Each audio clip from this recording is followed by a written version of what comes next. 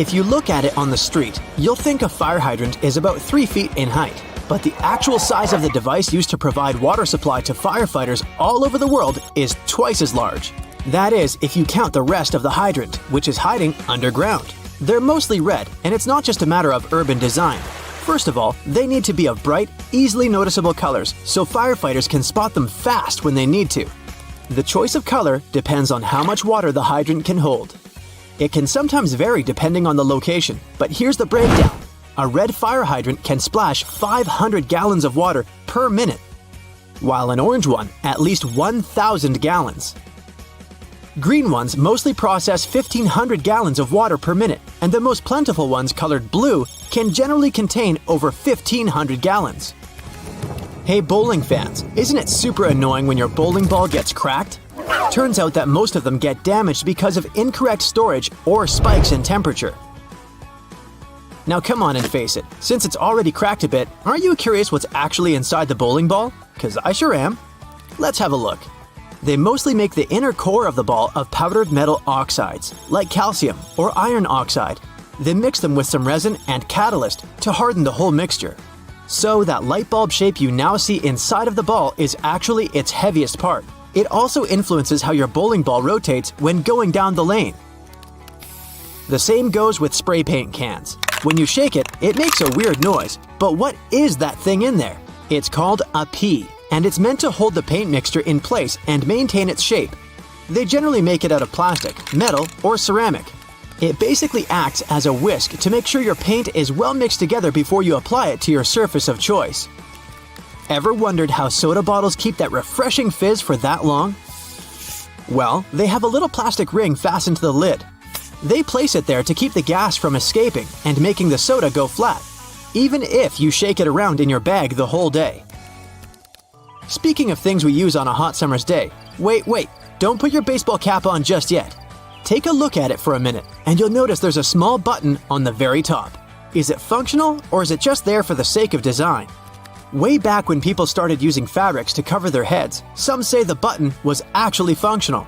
Since it's on top of the cap where the fabric panels come together, the top button helps keep the cap crown in one single piece.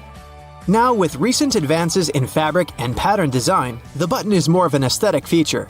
It's used to cover up the joint point of the fabric panels. Your cap might not have a button at all, but don't you think a cap actually looks better with one? Cotton pads have two sides, and if you take the time to look at them carefully, they're actually different in texture. Just in case you've ever wondered why, the textured side is for applying makeup, and the even side is for removing it. Bookworms, this one is for you. Dust jackets that come with a lot of hardcover books are not just meant to make your book look pretty, they also double as a bookmark. Just fold the pages you've already read underneath the inside of the jacket, and voila! Next time you reach out for your favorite shirt, take a look at the top buttonhole. It should be stitched horizontally, and all the other ones are vertical. Turns out that the dress shirt was designed this way since the first and the last buttons were the first ones to unbutton throughout the day. They then changed the direction of the buttonhole to ensure the shirt would stay nice and fitted before you're ready to take it off. These days we have so many variations of this awesome dessert that it's hard to imagine we've ever lived without it. You can find different types of cookie dough ice cream or even chocolate chip cookie cake basically everywhere, but the famous cookie wasn't actually invented until 1930. The story goes that a woman named Ruth Graves Wakefield was preparing some chocolate cookies as she was waiting for some guests to arrive. She soon figured out she was out of baker's chocolate, a crucial ingredient for the classic cookies. To fix things up, she chopped up a block of semi-sweet chocolate, thinking it would eventually spread out evenly throughout the batter, given the heat of the oven.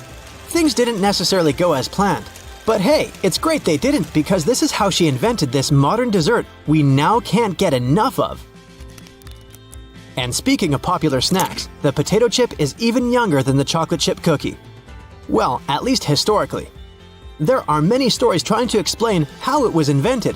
One of them goes like this. A chef named George Crumb, based in New York, put the chips together in 1953. He decided to try a different cooking solution when one of his customers didn't have nice things to say about his French fries. He said they were too thick and kind of mushy. Then, Crumb came up with potatoes that were thinly sliced and fried until brown. People absolutely loved the dish, and they welcomed the first ever batch of chips with open arms. Ice cream, anyone? If the story is true, back in 1904 at the St. Louis World's Fair, one ice cream shop owner ran out of cups to serve his dish. So, he fashioned a waffle into the shape of a cone, and the rest was history. Okay, I'll admit it, chewing gum-like treats have been around since the ancient Greeks. So this one isn't particularly a revolutionary discovery, but the actual gum we buy today wasn't there until the late 1800s. An American inventor named Thomas Adams wanted to mix together different chemicals to create rubber. He tried and failed, for that matter, to play with chicle for his experiment, but ended up fashioning this neat treat. They still use chicle to this day to produce most chewing gums. Back in the 1800s, there lived a man named Jean-Baptiste Joly, who worked in the fabric industry as a textile maker. How he came up with this next invention that we use a lot these days has less to do with him and more to do with his maid. The story goes that the woman accidentally knocked a kerosene lamp over onto a tablecloth. Instead of getting upset over the damaged fabric, Joly noticed that the substance actually made the material cleaner. Figured it out yet? Yep, that's how the idea for the very first dry cleaner popped up. A very neat accident, if I do say so myself. Now this one I loved. Did you know matchsticks were initially called friction lights? Or at least that's how their inventor, a chemist named John Walker, called them back in 1826. He scraped a stick coated in chemicals across his hearth, totally by accident one day, and realized that they ignited and created a spark. Initially made out of cardboard, they were then made using wooden splints and sandpaper. Back in the 1940s, a man named Harry Coover stumbled upon a chemical formulation that seemed to stick to everything it touched. The scientific community at the time didn't look much into it, as the formula didn't seem to have many applications back then. It wasn't until 1951 that he looked a bit more into the formula and decided to repurpose it, along with a fellow Eastman Kodak researcher named Fred Joyner. They gave it a proper full name. But you must know it by the shorter version: super glue. It also has many uses in security these days that it's hard to believe that we didn't come up with this one on purpose.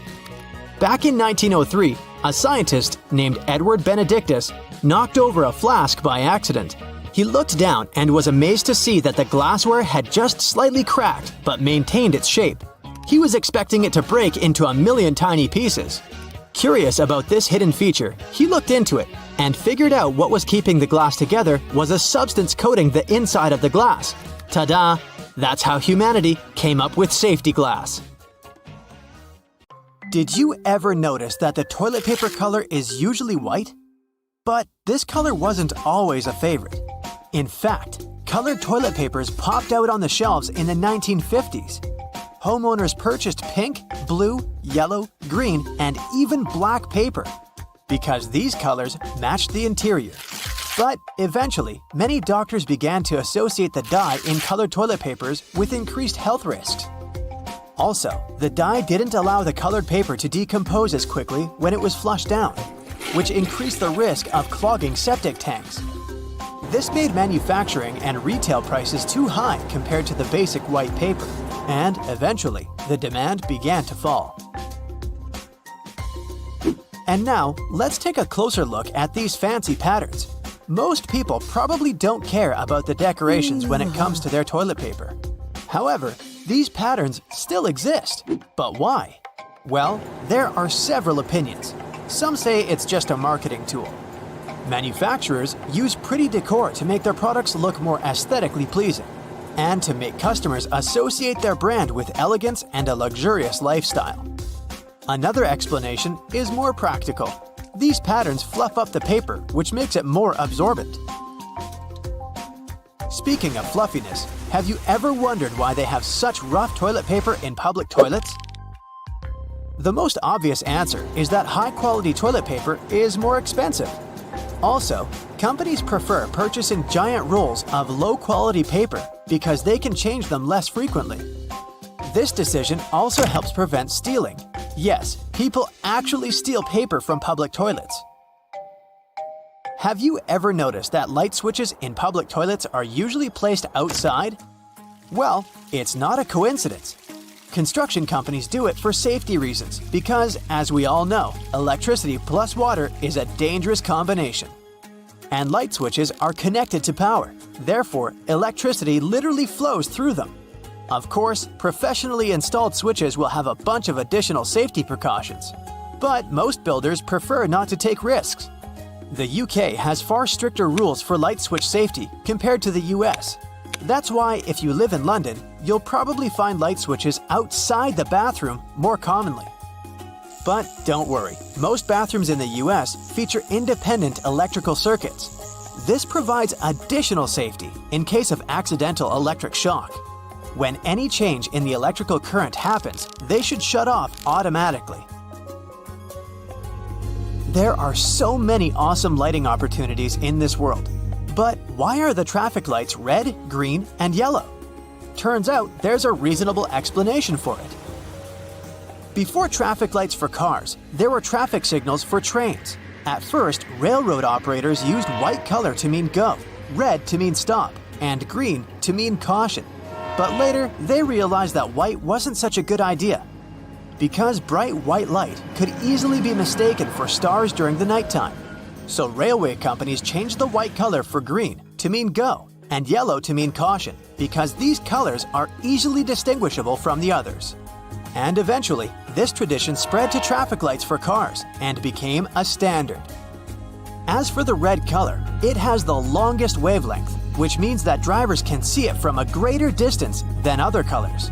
And the color yellow was chosen as a caution sign, because it has a slightly shorter wavelength than red, but still longer than green. What's the dustiest room in your house? Usually, the answer is a bedroom. But why? Bedrooms tend to generate dust from skin cells, dust mites, and fibers from fabrics in your bed sheets, carpets, and curtains. If you have a pet, its fur and skin cells add a significant amount of dirt to this dusty party. Luckily, there are simple ways to make your bedroom less dusty. This includes making your bed every day and cleaning the area regularly with both a vacuum cleaner and water. You can try to get rid of carpets and unnecessary furniture and decor items that tend to collect dust. Also, pay attention to the quality when you buy curtains or bed sheets. The looser the fabric, the more dirt it collects. And finally, you can ban your pet from entering the bedroom. But let's be honest, you would never do that. Modern air purifiers, air conditioners, and ceiling fans can help make your sleeping area cozier, but make sure to clean them regularly. Otherwise, if your filter is dirty or clogged up with fur or any other pollutants, it won't collect new dust properly. And the dust would end up on your bedroom surfaces. Speaking of dust, did you know that you can clean the edge of a broom with a dustpan? This zigzag over here is not only for aesthetic purposes, you can use it as a comb for the bristles. Have you ever had these marks behind your ears after wearing your glasses? Sometimes it can even take them weeks to go away. Well, it's a sign that the side pieces of the glasses, called temples, are not adjusted properly for your head. In other words, they're too tight. This can cause skin irritation and even headaches. If they're bent towards the area behind your ears, they can press on the fragile part of the skull. So, keep in mind that temples should not only have the correct size, but also correct adjustment.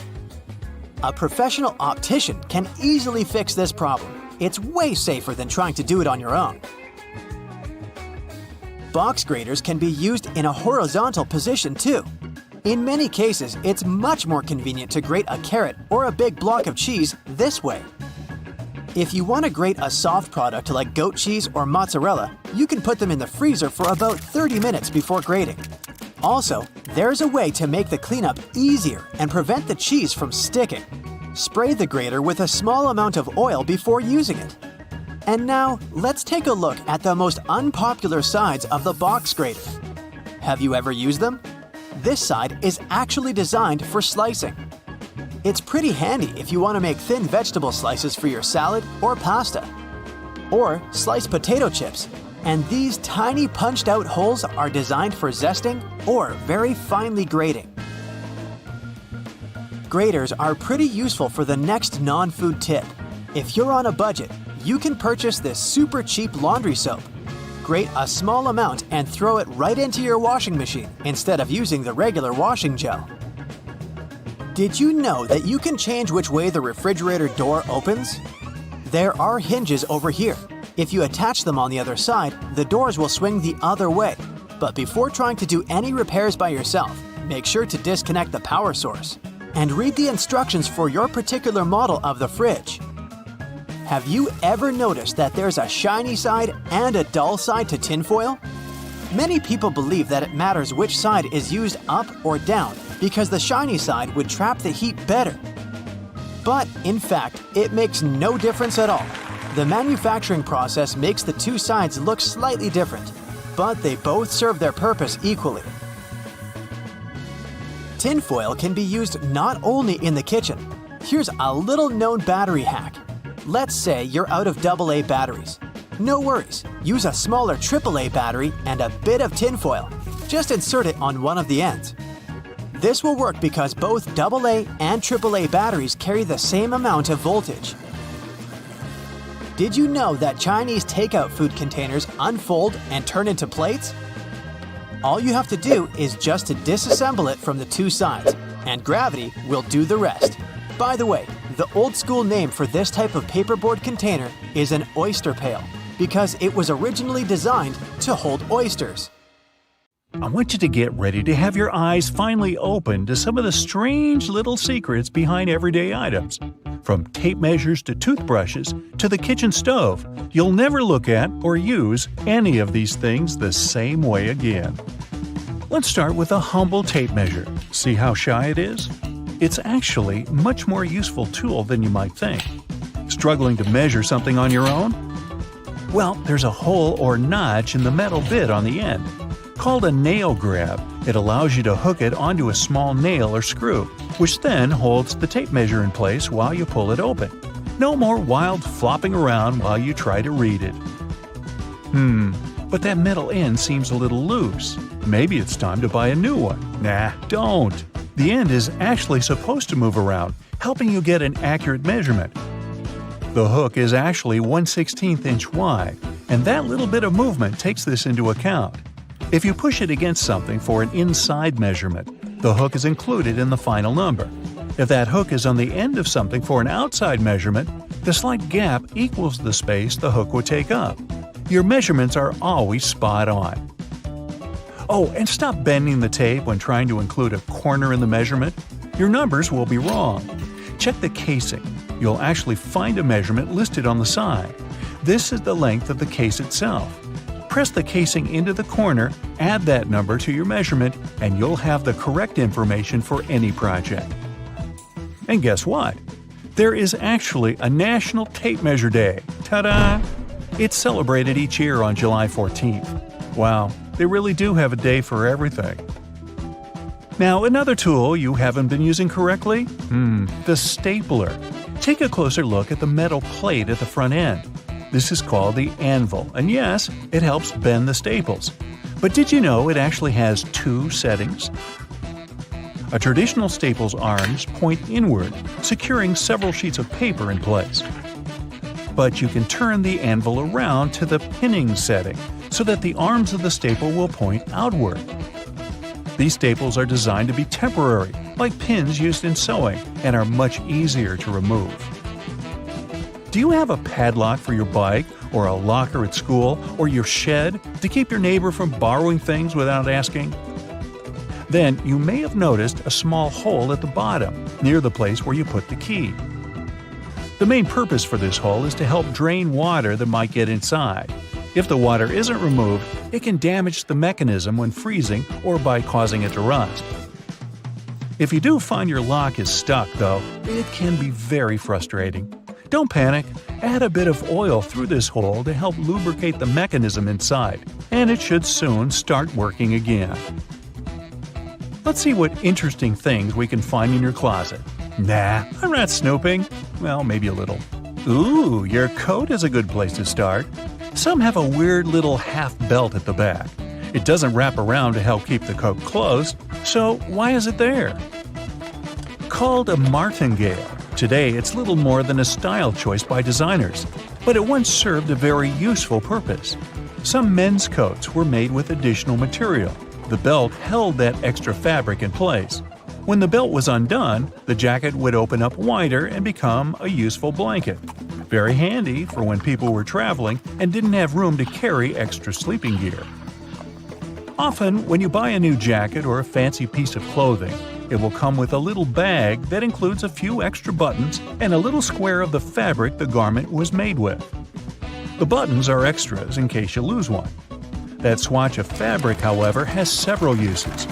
Many people believe it can be used for patching small holes, but it also allows you to test your cleaning products on it. This way, you don't ruin your item the first time you toss it into the washing machine.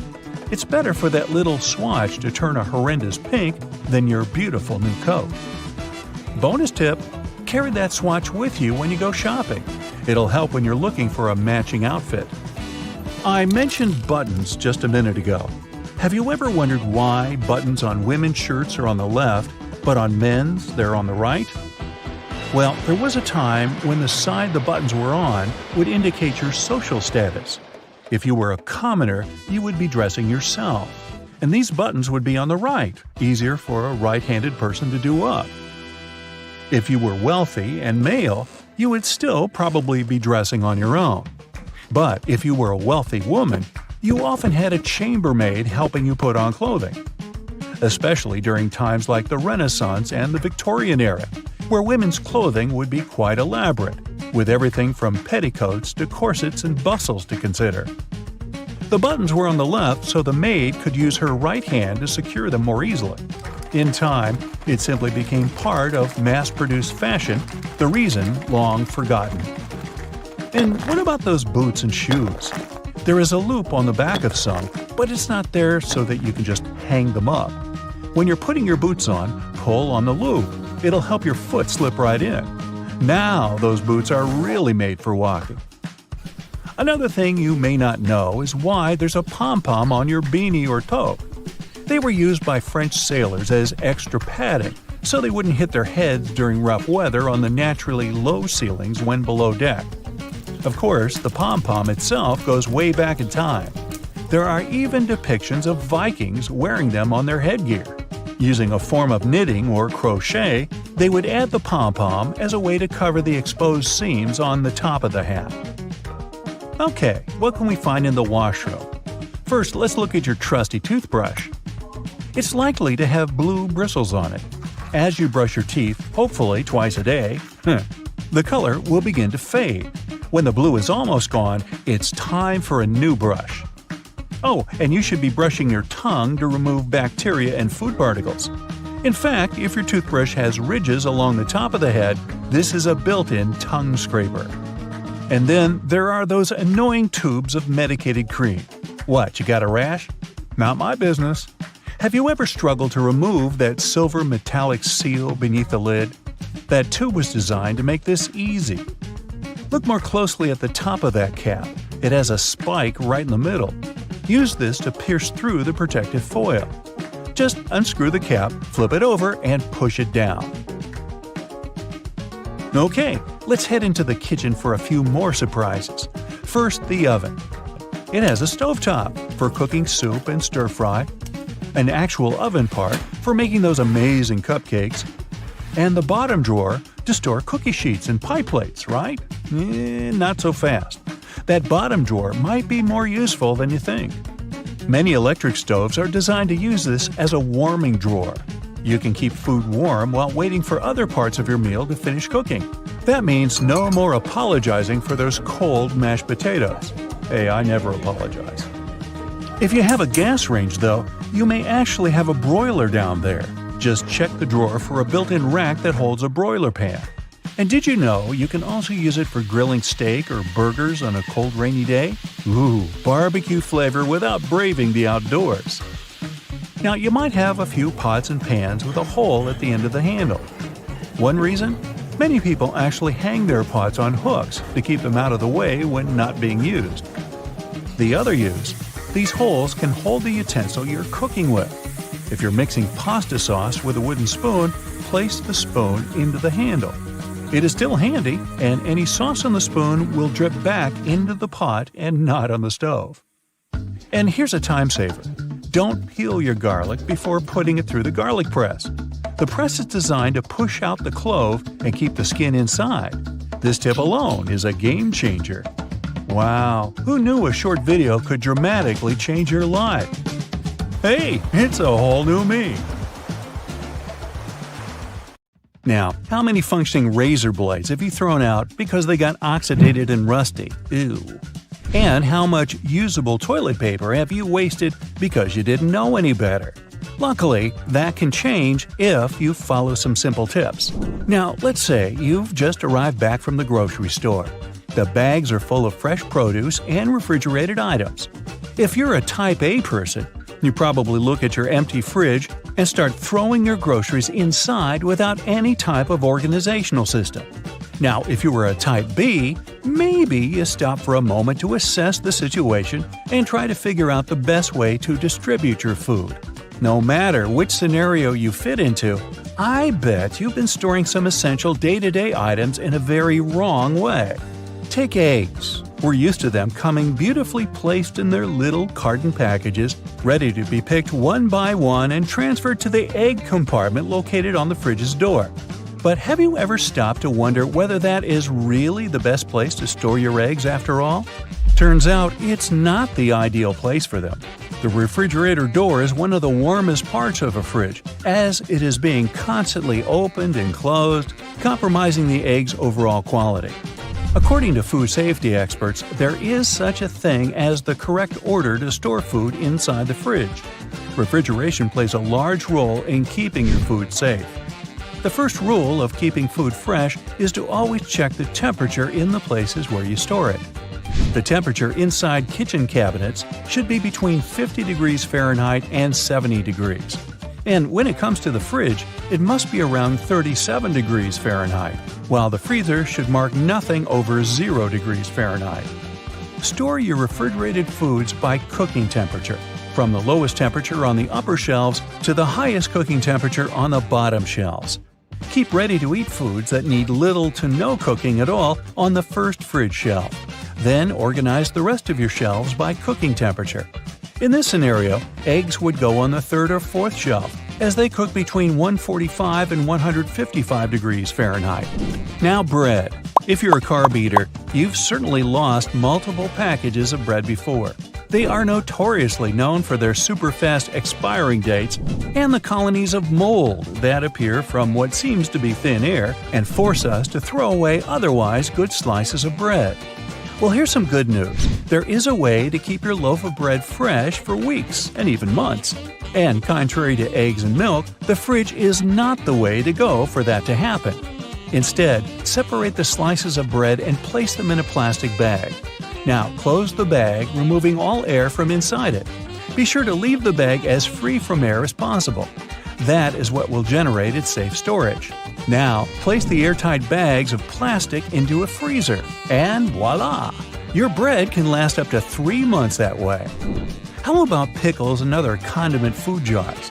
In order to make them last longer, store them upside down, as that will prevent mold growth. And yes, you can keep these ones on your fridge's door. There's no problem with that. Before we leave the kitchen, try this out.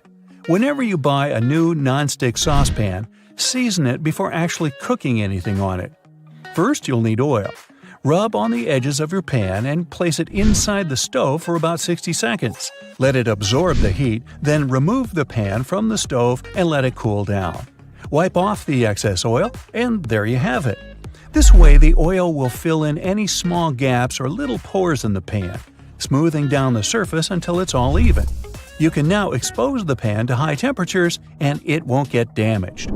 Now, let's move on to bathroom items. Toilet paper is easily one of the most wasted household items. Even if we notice it, we don't really do much to change the way we go about it. Apart from the classic over-under discussion of how we should place toilet paper, there is a less-known must-do habit that we often ignore.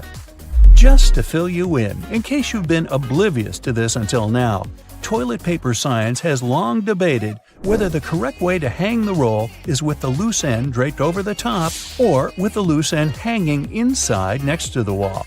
And as much as I bet many here already know the answer, can I have a drum roll, please?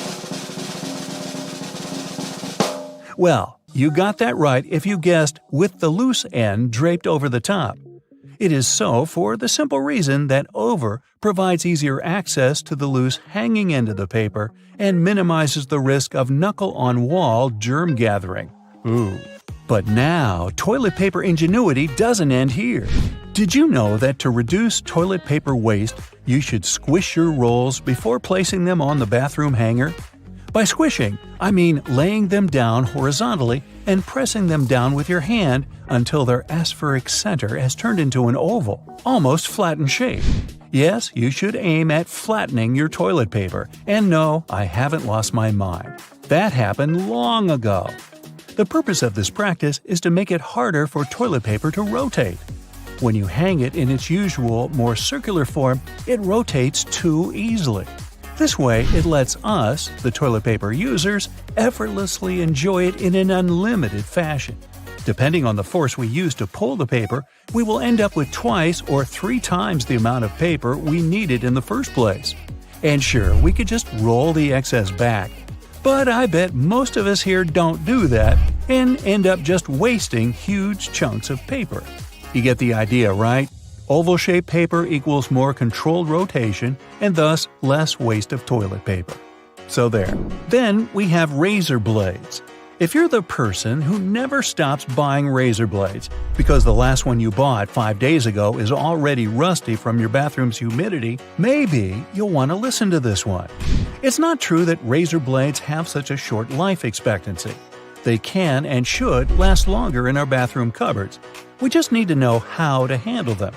Now, you don't have to be an expert to know that a warm and moist environment doesn't go well with razor blade steel.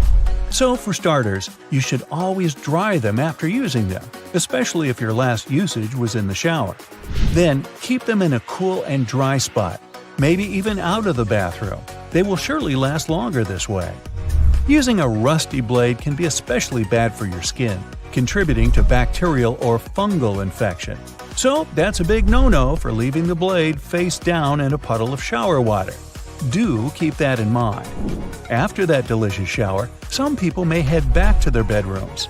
If it's near bedtime, they might even decide to light that aesthetically pleasant nightside candle and enjoy the most out of its pleasing white musk and warm vanilla aroma. But if your candle has been burning too quickly, try these tricks out and see if it'll last longer. You can trim your candle's wick multiple times and keep it as far away from water and moist as possible. It will guarantee that your candle's wax stays firm and steady and thus continues to burn slower for a longer period of time. A little extra tip regarding candles: never throw away their jars once you finally burnt them out. Suppose you made it to the end of your candle. Congrats! Boil some water, wash the recipient with detergent and warm water, clean the remaining wax out of it, and reuse the jar. You can plant a succulent, store art supply, or use it for anything your heart desires. And there you have it. Little changes in habits can go a long way in your daily life. Be sure to check them out and let us know in the comments below which one was your favorite to try out. Me? I'm going to make candles out of toilet paper. We'll see how that goes. This is the right way to use a hairbrush. Don't use it horizontally. Hold it in a vertical position. The bristles are lined up vertically. If you hold the comb horizontally, then these bristles begin to bend. You can check it yourself and feel how convenient it is this way. You enter the room and take off your sunglasses. Where are you going to hide them? Are you going to hold them in your hand or hang the glasses on your shirt collar? Or maybe put them in your pocket? The best way is to put the glasses in the breast pocket so the lenses look inside and only one temple sticks out. Your glasses will be protected from damage this way. According to the rules of etiquette, you must always let out those who are leaving the room, building, or elevator first, only then enter. This simple rule helps to avoid collisions and awkward situations. Do you have paint rollers in your house? Let's say you're doing repairs and painting walls. See how a thick layer of paint gets on the roller? People clean it in different ways. Someone washes it off with water or scrapes the paint off with a knife or paper. But there is an easier way. You can buy special squeegees for paint rollers. Their blade shape fits the roller perfectly and scrapes off all the dirt. Toothpicks are always on the table at restaurants and cafes. People use them incorrectly when picking their teeth with them after eating. The correct and cultured way is to go into the restroom and carefully pull out all the food. You don't have to tear off the cover layer from the dishwasher tablet. This layer is tiny. Just put it in the tank and the water will dissolve the cover. You know this feeling of happiness when you're hungry and find some pizza in the fridge? How are you going to reheat it? You can use a microwave or an oven, but there is a great alternative way. Heat a frying pan and put a piece of pizza on the side of it. Add a little water to the opposite side. Then, cover the pan with a lid or foil. Be careful here. After a couple of minutes, take it out and taste the pizza. It's perfect, right? Don't brush your teeth with an electric toothbrush using fast movements. This device should move back and forth smoothly. These shoulder straps with buttons on your jacket have a purpose. They were invented to keep your backpack straps tightly on your shoulders, preventing them from slipping off. Try it yourself. Unhook the straps, put on the backpack, and attach them back. Keep the box with the hole up when you're pouring juice or milk out of it. Then, there'll be less splashing. Always put the toilet lid down before flushing it. Small, imperceptible particles of dirty water splash and pollute the entire space when you keep it open. Many people have a seasoning shaker in their kitchen, and most just shake it to pour spices on food. If you're one of them, stop right there. Just flip it over and scroll the top cover with holes. Spices will easily fall out without any obstacles. Do you have bad breath? How are you going to check it? You can breathe on the palm and feel it, but this method is not effective. It's much better to lick your wrist. Don't touch it with the tongue tip. Lick it with the middle part. Smell it, and yeah, that's what people get when you're talking to them. One of the ways to keep your breath fresh is to stay silent. When you talk a lot, your mouth dries up. Without moistening with saliva, many bacteria accumulate in it, and this is what gives you bad breath. There's an empty space between the panes in the oven door. You can stick a brush in there to clean the window. The entrance to this space is at the bottom of the door. Open the lower shelf, then push the brush through the hole. There are many ways to separate the yolk from the white in a raw egg. You can use special spoons or do it with a bottle. Someone slowly pours egg white from the shell. None of the methods are easy, especially if you're doing it for the first time, but you can extract the yolk much more efficiently without using any additional equipment. Just pour the raw egg onto a plate and take out the yolk with your own hands, but before that, oil your fingers with garlic. Did you know that it's better to wash the rice in cold water before cooking it? Water helps to separate the dry grains from each other. During cooking, the washed rice grains don't stick together. This makes the rice fluffy and delicious. The easiest way to peel garlic is to put it in the microwave. Cut off the tip and leave it in the microwave for 20 to 30 seconds. Done! You can peel it easily now. Do you know how to properly open a pack of spaghetti? Take it with both hands. Hold it upright and hit the bottom part against the table. Don't be afraid to use force. The lower side of the pack should evenly touch the table surface. A slight deviation can damage your spaghetti. You can also open it by strongly slapping its back with your palm. But this option requires more practice. It turns out that you don't really have to wrap your suitcase with a protective plastic film while traveling. You can use a t-shirt instead. Just put your clothes on your suitcase as a cover, and don't waste your time and money wrapping it in plastic. Here's the right way to tie a garbage bag to get rid of the hole in the middle. Don't tie these thin straps together. Hold them to the top. Make a knot and wrap the knot through the loop. Now you have a good tight seal here. Here's the best way to open a bag of chips at a party. Put the bag horizontally. Fold two corners on the same side and roll this side inside a little bit. Put the bag with this rolled side on the table and open the top. Your ceiling fan has two modes of operation, the winter and the summer one. You need to find the switch to change between them. Switch it up to activate the winter mode, and the fan will pull the air up. Turn on the summer mode, and the fan will push the air down to cool the room. If you're afraid of losing your luggage at the airport, here's a great way to avoid it. You need to take a picture of your suitcase in advance to show it to the airport staff later. You can also buy a special GPS tracker and put it in your bag. It can work for 6 days. You can use your phone to locate your luggage wherever it is. The extra space under your oven is not only for keeping your frying pans and pots. You can put dishes with food in there. The oven heat will keep the food warm. It's helpful if you're waiting for guests and they're late. Don't tuck the bathrobe belt behind the back. Pull it out and thread it through loops on the side of your stomach. After that, tie the belt as you like. The robe will fit tightly to the body. You get a hot pack of popcorn out of the microwave and feel that small unpopped grains are in there. You can get rid of them before you open the box. See that tiny hole in the top? Shake it over a plate and all the grains will fall through it. Have you ever found pieces of fabric coming with new clothes? They're not patches. These are the first test subjects before cleaning. You can put this piece in the washing machine and see what will happen to it. If everything's okay, you can safely wash your clothes. Here's an easy way to peel an orange. Just cut off its top and bottom and make an incision down to the middle. Now unroll the fruit. You can open cardboard containers with Chinese food by expanding paper walls and using them as a plate. This way, you'll get more space and cool down your food faster. So grab your phone. Good, now turn it around. You see that little dot between the camera and the flash? That's a tiny microphone. Bet that's something you didn't know. What's it doing there? Well, when you're on a phone call, this little guy is busy at work reducing the amount of background noise other people hear when you talk.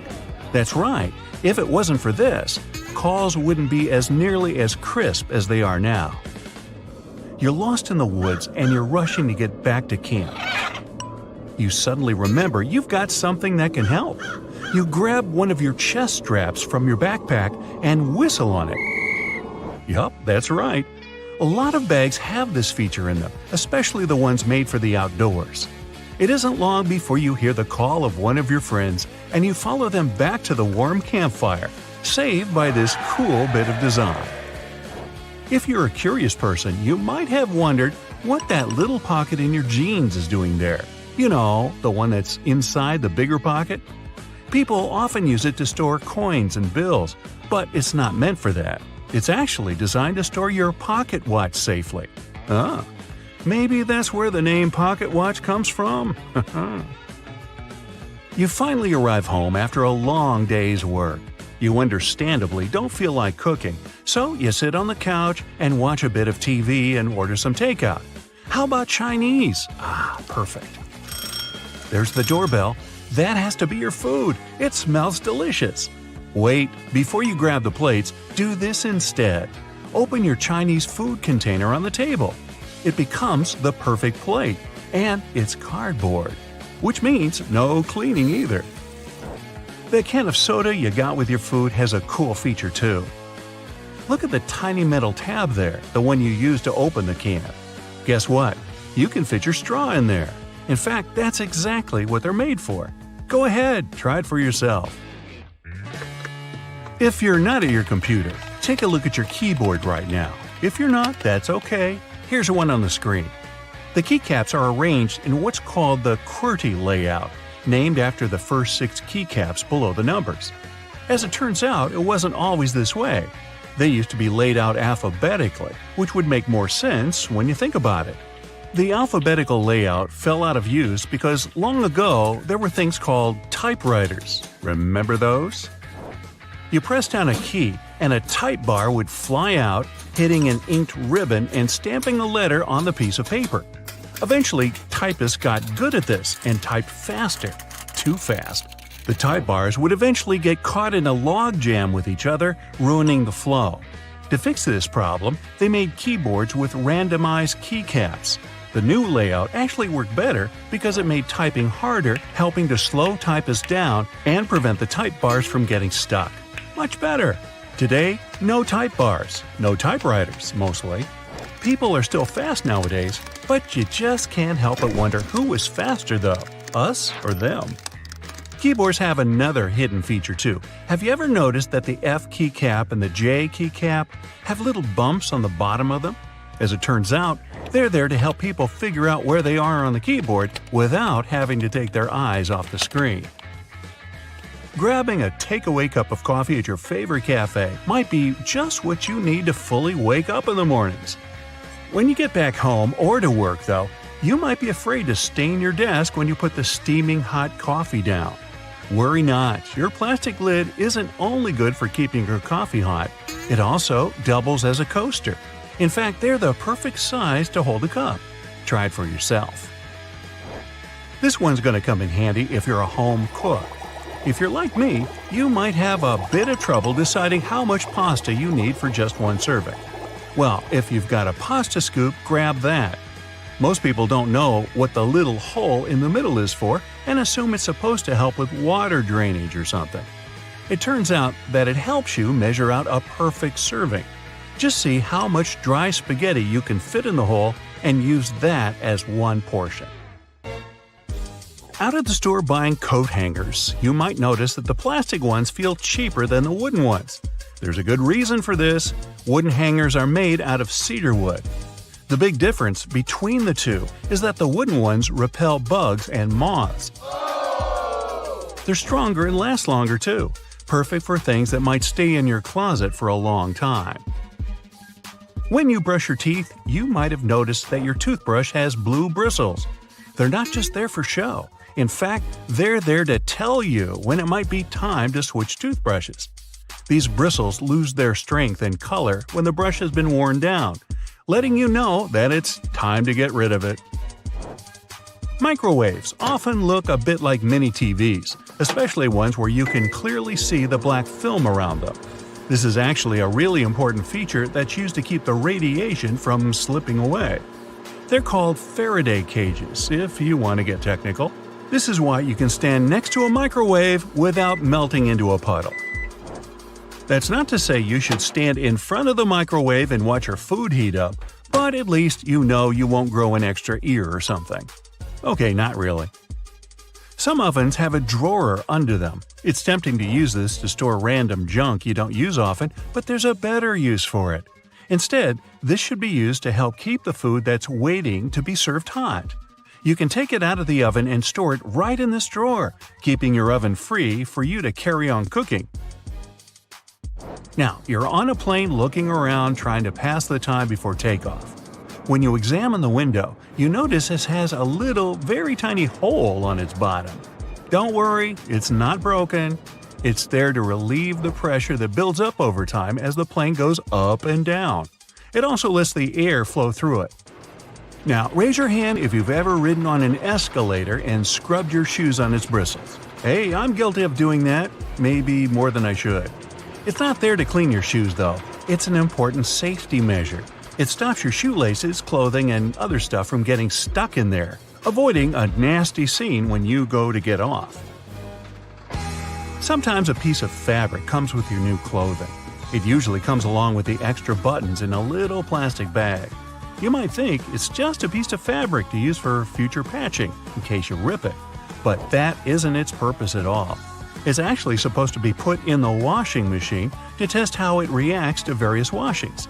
Now, you don't have to worry about shrinking your new expensive coat because you know how it'll react to the wash. Bubbles! Who doesn't love bubbles? Most people have fond memories with bubble blowers as a kid. But as adults, the closest thing we can get to recapturing that feeling is with bubble baths. After a hard day at work, there's nothing better than dipping into a nice warm bubble bath. Right, guys? And the bubbles do more than just clean you. If they're high-quality bubbles, they'll serve as a heat insulator. so they make sure that your bath stays warm for longer. Boxes of chocolate sometimes have these mysterious holes in them. When I'm eating a box, or two, I usually ignore them and take out the chocolate by pressing the bottom of the plastic. But it turns out that I've been doing it wrong the whole time. If you press one of the holes, the chocolate comes right out. I'm certainly going to start doing this from now on. Here's another one from the kitchen. The handle on a pot will often have a hole in it. Most people use this to hang them on a nail on the wall as an easy storage method. The hole has another use too. When you're cooking, you can use this handle to hold your wooden spoon or whatever else you might be cooking with. This makes sure you don't make a mess when you put it down. Glass bottles usually come with a cap in them. Well, duh. Otherwise, the liquid would just spill. In this cap, there's a plastic liner that seemingly has no purpose, right? Wrong. It's a seal. No, not a seal. A seal. It's the kind that helps keep your drink fizzy. Just the refreshment I needed. A lot of doorknobs are made out of brass, and it's not by chance. They're made out of this specific material because it's bacteria's worst enemy. That's right, it destroys them. Perfect for those who want to keep a clean house and avoid germs. Hey, you want a fish? Whether it's something as simple as a button on your jeans or something that's part of a larger moving mechanism, here are 26 secrets to everyday things you probably didn't know about. You use doorknobs every day, so it's right to be concerned about how many germs could be on them. However, they have made doorknobs out of brass partly for that reason. Brass provides an antimicrobial effect, eliminating the microorganisms that were hoping to start a colony on your doorknob. Your pants have that 1/5 pocket that's recognized as the small useless one. Originally, it was there to provide a safe place for your pocket watch, something that was necessary when first implemented in 1901. It then continued to remain for traditional purposes. However, it's still a great place to put your Tic Tacs. You've probably mistaken those little rivets on your jeans as some form of fashion statement, similar to the small pocket. In fact, they're incredibly important. They are there to provide extra support for areas that withstand the most strenuous parts of your clothing, preventing them from embarrassingly falling apart. That little button at the end of your seatbelt seems like it's way out of place. In fact, it's there to ensure your buckle will always remain at the end, so you won't have to awkwardly fiddle with your seatbelt every time you put it on. You're in a new car or a rental, and the gauge tells you the gas is getting low. You don't know which side the fuel cap is on from the inside. It can cause unnecessary effort at the gas station. However, your fuel gauge has an arrow that reminds you which side to fill your gas tank up from.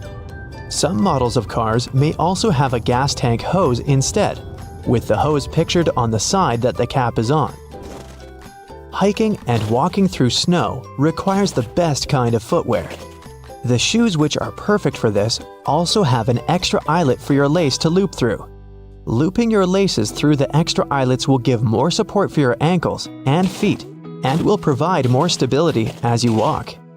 But as you walk, blisters are also a concern. The sweat in your shoe creates friction between the feet and the shoe, which then helps create the blisters. Antiperspirant that you use for your armpits will help keep the feet from sweating. Just make sure you use the clear one. Cooking for people is always nice. However, sometimes the guests are late. Yep, we're all guilty of that sometimes, right? The extra drawer under your oven, where you've been keeping all of your spare pots and pans, was actually made to keep your food warm. Great for those who are late to the meal. Ever wondered how long that padlock could possibly last when it's outside, in the rainy weather, keeping your bike safe? It has a little hole at the bottom of it. It's there to drain water to avoid corrosion on the inside. It also serves to provide oil, further prolonging its use. That hole in the elevator door isn't there to check who's inside so you can avoid sharing a ride with specific people. It's a keyhole in case it breaks down. Ketchup, sauce bottles, and all other condiments we love all have a stage when it's difficult to get the insides out. You try hitting it, shaking it, and poking things inside to encourage the tasty condiments to come out. Luckily, there is an easier way to do it. The label at the top suggests where to tap the bottle. The sauce will come out easier and smoother, allowing gravity to take the place of frustration. The purpose of wooden coat hangers is to help repel pesky insects and avoid fungal growth that eats away at your clothing. As it's made of cedar wood, it contains oils that have insecticidal and fungicidal properties and were used as far back as the ancient Egyptians, although they used it for other purposes. We've all been trained and tested at the art of typing and know the correct way to use a keyboard. But you may not have noticed that the F and J keys have a small ridge at the bottom. They're there to help you find your correct starting place with your fingers on the keyboard, without having to look down. If you've been lucky enough to get the window seat on the plane, you would have noticed that little hole at the bottom of the window. It helps with the air pressure on the plane. The window itself is made from acrylic and isn't actually glass, which saves it from fogging up so you can see the scenery on your journey. The windows on planes were originally square. However, they would continuously break from the constant changes in pressure. Round windows are able to evenly distribute the pressure, ensuring you'll have a pleasant journey without falling out. For all you Nintendo Switch players, those who have tried to taste your cartridges will notice they have a bitter taste. The manufacturers added it intentionally, as the Switch's cartridge size is very small and it might be a hazard for the youngest players that have a tendency to put things in their mouth that they shouldn't. So the bitter taste made from denatonium benzoate ensures that they won't be tasted for too long. Cosmetics containers that are filled with products used for your skin have a secret number on them. This is to help inform you how long the product will be usable, ensuring it doesn't cause the reverse effect by damaging your skin instead. Pen lids have a hole at the end of them. It's not there to help your pen breathe and boost performance, but it's there to help you breathe, just in case while you're sitting in class or at work and you're chewing on your lid and just happen to swallow it. You can be rest assured if it's stuck, the pen makers were thinking of you. When you're traveling by car or any other form of ground transportation and you're trying to drink your favorite pop from a straw, you'll find it quite difficult to do at times. Simply turn the tab on the can around so that your straw easily fits inside, making it easier to drink out of. There are always spare buttons when buying new clothes, along with a little bit of fabric. It's far too small to repair that crutch part that always rips first. The fabric is actually there for you to test how to wash it, so you don't accidentally ruin your brand new clothes. Determining how much pasta you need just for yourself can be difficult to figure out. Your big spaghetti spoon with the big hole on the inside, that looks like it's there to drain water, is actually there so you can put the uncooked pasta inside before cooking, so you know exactly how much you need. New shoes always come with those strange little packets. That's silica gel. The gels are there to reduce the moisture in the air to avoid any fungal growth while the shoes were waiting to be purchased. There's a lot of chemistry involved to get you that silica, and it's very effective, capable of absorbing 50% of the humidity. So make sure you don't throw it away. Next time you need to dry out your electrical devices, it's a lot easier than using rice. It's difficult enough to see at night whilst driving, but it's even worse when the driver behind you shines their high beams. Your rearview mirror has a tab at the bottom. When you press it, it changes the angle. One is for day driving, the other, well, for nighttime. It'll help in case that one person driving behind you has forgotten to turn off their high beams. Although your screwdriver is ergonomically made for your hand, sometimes you have that one screw that's too hard to loosen up. The handle is also shaped so you can easily fit inside of a ring spanner or wrench, allowing you to apply more force, ensuring that you can remove that troublesome screw.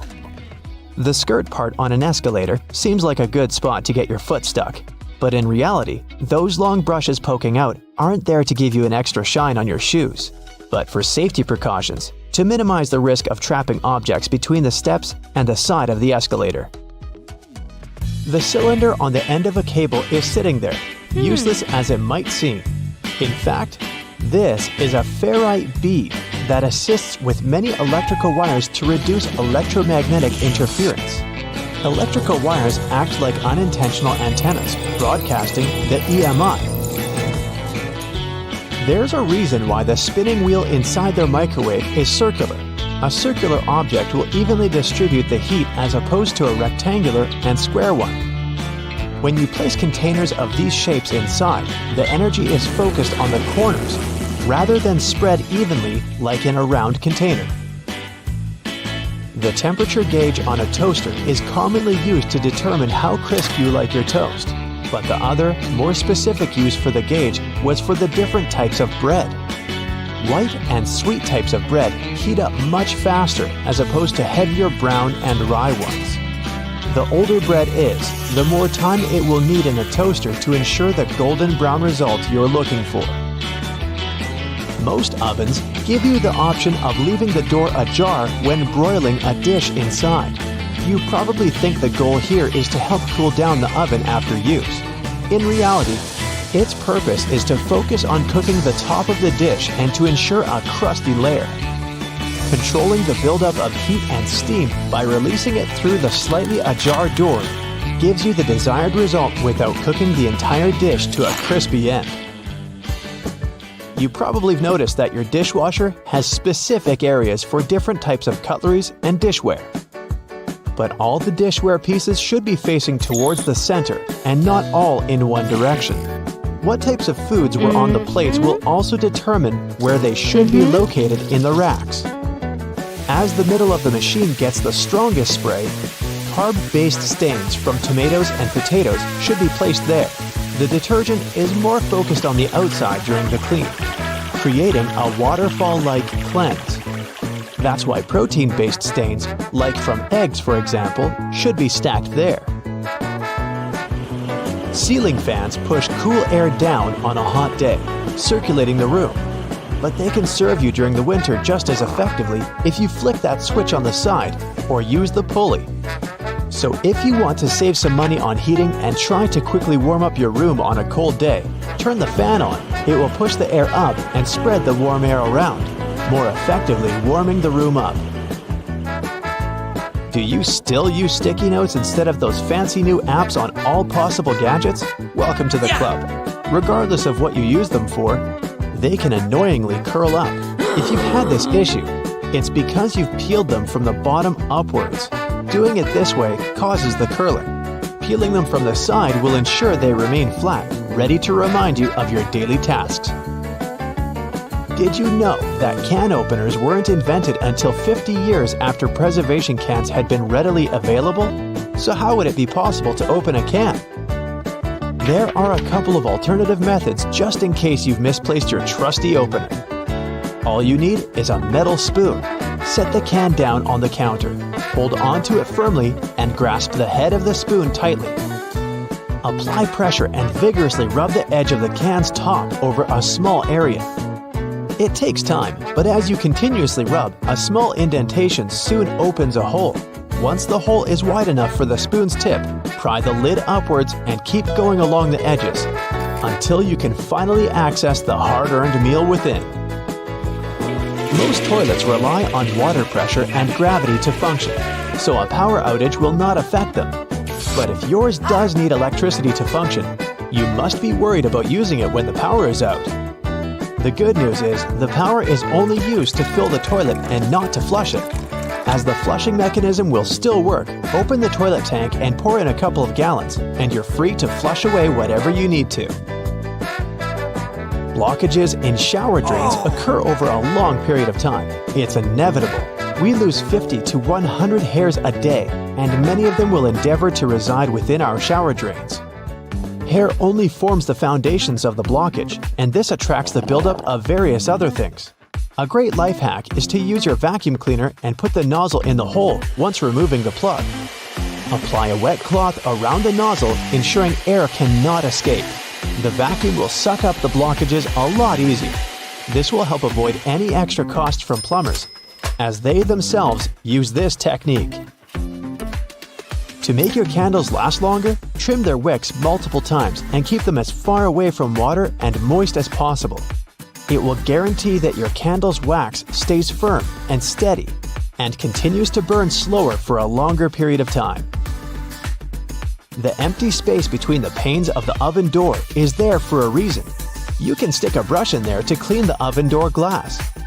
It's easy to access this space through the bottom of the door, open the lower shelf, then push the brush through the hole.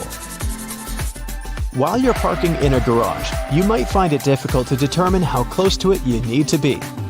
Not all cars have sensors ensuring you keep the right distance before the bumper makes an indentation on the wall. Applying a rope with a tennis ball from the ceiling at the right distance will help you learn the best distance to park from the wall. We've all been told to loosen a lock with WD-40 or lubricant. Yes, we all know we should have these around the house. But in case you don't, a great alternative is drawing with a gray lead pencil along the edges of the key and then putting it into the lock. Continue doing this until the keyhole has been adequately lubricated and the key functions smoothly. Pliers are prone to damage when you use them to adjust faucets and shower heads and are also difficult to grip. Take a couple of pieces from the end of an old garden hose and attach them to the jaws of the pliers. You'll find a huge improvement with grip and will avoid wear and tear. You can find a good use for discarded rubber for different things around the house. When fed up with tightening or loosening with a screwdriver, try using a simple rubber band. Place part of it into the screw grip and the screwdriver will have far greater traction. Moving cement blocks isn't safe for your lower back. Even with a wheelbarrow, it can be a risky process to place the cement onto the ground without causing damage. 3 simple cylinder pipes can make a world of difference, regardless of the size of the block. Try lifting the edge onto the first pipe with a pry bar, then pushing and maneuvering as you gradually direct the 3 pipes towards the desired location. Just make sure you're not doing this on a slope. That first strike on a nail can be a great success or will result in a throbbing thumb. A bobby pin is perfectly shaped to hold a nail in place, allowing for your hand to be clear out of harm's way and for you to strike the nail without fear. Use a crayon instead of a pen or pencil while working with a wet saw to ensure the markings are not removed. They will also be easier to see under the murky water. Checking the drains on the roof and determining when they need to be cleaned can take a lot of time. Using duct tape, attach a mirror on the end of a long broom and review whether the drains need to be cleaned. To further assist with your balance as you check on the gutters, attach a pair of old trainers to the end of the ladder. The spread of the shoe and its grip will ensure a further level of safety. Liquid caulk normally comes in huge tubes, so you can never use it all at once. The hardened tips of liquid caulk create blockages. Grab a used cork and drill through it to make a perfect lid, concealing the liquid caulk. Now it's ready to be used again with no blockages. It's finally the weekend, and you decide to go out for dinner. You opt for Chinese food because, duh, it's so delicious. You're seated at a lovely window table and handed the menu and a pair of chopsticks. Now, you're faced with 2 options. After taking them out of their little paper envelope, what is it that you do? Option A. Do you split them straight down the middle after some struggle? Option B. Do you break them from the tip where they are glued together, like the internet has taught you? Well, according to mainstream online knowledge, option B will leave you with half-broken chopsticks. As it happened some time ago, a myth regarding the correct way to use chopsticks appeared on the internet. It claimed that the little marks on the tips of your chopsticks were there to help you to separate the top part. After that, you could turn this piece into a pillow to rest your chopsticks on during the meal. Well, as it turns out, having something to put your chopsticks on is very important. But breaking the top end of a wooden chopstick is not how it's supposed to go. So, once again, you arrive at the restaurant, make your order, and your waiter hands you a pair of wooden chopsticks. This time, you follow option A, breaking the chopsticks in 2. And if you really want something to put your chopsticks on, just ask the waiter. They most likely have what you need. Me? I'm the daredevil type, so I just put them on my plate. Now that this is covered, you might spend the rest of the night trying to figure out how to hold the chopsticks correctly. The Chinese have been using chopsticks since 1200 BCE. I was using a fork back then. They started out using them as cooking utensils, but it wasn't until 400 CE that they started using them at the table for eating. This custom spread around, and at one point, the Japanese created disposable bamboo chopsticks that we use today. 40% of the world's population use their hands to eat, 30% use knives and forks, and the remaining 30% use chopsticks. Most chopsticks users are from the East and Southeast Asia, with China, Korea, and Japan leading the race. And just in case you're wondering, yes, there is more than one type of chopsticks in the world. For example, chopsticks in China are the thickest and longest of them all. They're often made from bamboo or melamine and have thick and flat tips. The material is slippery and smooth, which makes holding them even more difficult. Now, say you're having dinner with native chopstick users. Here's what you should do. Plan where you'll rest your chopsticks between bites. You don't want to make a mess, right? So don't put them on the table, you'll get sauce all over the place. Definitely don't place them upright in your rice bowl. I'm not even going to start on how impolite that looks. The best solution would be to ask for a chopstick pillow or a holder and put it next to your plate. But if that's not an option, you can lean the tips of your chopsticks on the rim of your plate or bowl. Also, pay attention to what your chopsticks are pointing at once you put them down. It shouldn't be the people you're dining with. That can be interpreted as disrespectful in certain cultures. Now, here's how you're supposed to hold your chopsticks. Here's your hand, and a pair of chopsticks. Try holding them like you would normally hold a pen or pencil. Take a mental picture of what it looks like. Now, never do this again. Try doing this. The thumb over the chopstick, under the chopstick, the tip of your finger. Got it? You have to place your thumb and index finger on the top stick, your middle finger serving as both support for the upper chopstick and as a holder for the bottom one, together with your ring finger. It might sound difficult, but it's really not. Just make sure to get some practice. And remember, if your fingers start sliding down the chopsticks, hold them as close to the top end as possible. This way, you can open your chopsticks wider. If you're almost a pro at handling chopsticks, you can use them while cooking. Just don't use metal ones, though. They are good heat conductors and will also most likely scratch the bottom of your pan. There are other types of chopsticks you can use. They are very good in case you decide to cook tempura or fritters that you need to keep turning from one side to the other. And last but not least, never wash your chopsticks in the washing machine. Just don't. They'll probably end up clogging the machine. Wash them by hand, the way previous generations did. Now, moving on to other things you might have been doing wrong. Hey, I don't mean to criticize. I'm just going to point out a few improvement opportunities on things you might have been doing badly, like microwaving leftover food.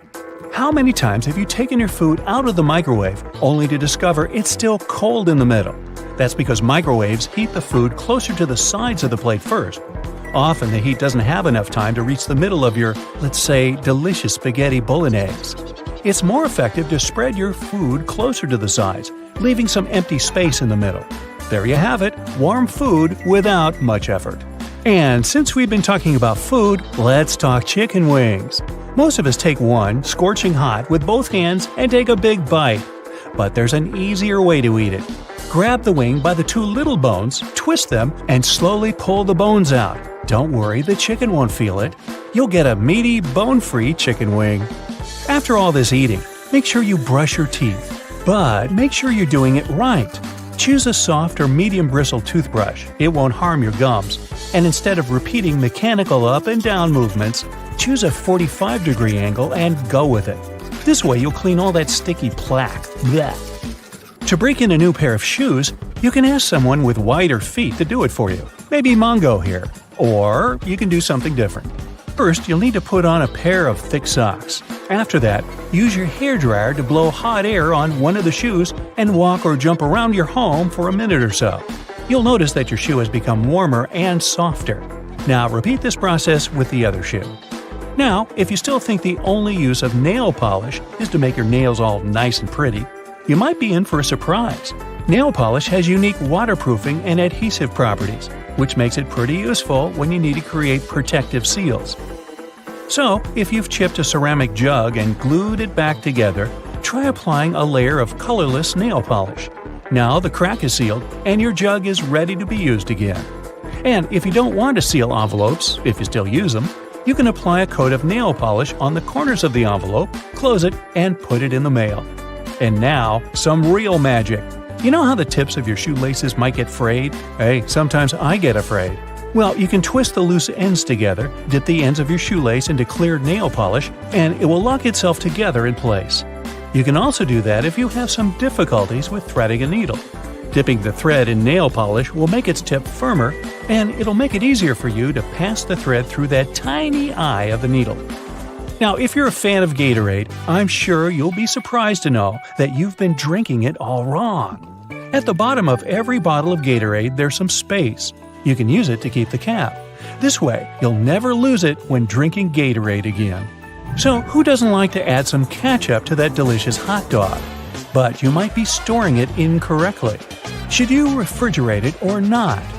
Commercially made ketchup typically contains tomato, sugar, and vinegar, which give the sauce its specific acidity. The vinegar is actually what keeps the condiment preserved and safe to eat. That's why ketchup doesn't need to be refrigerated to avoid going bad.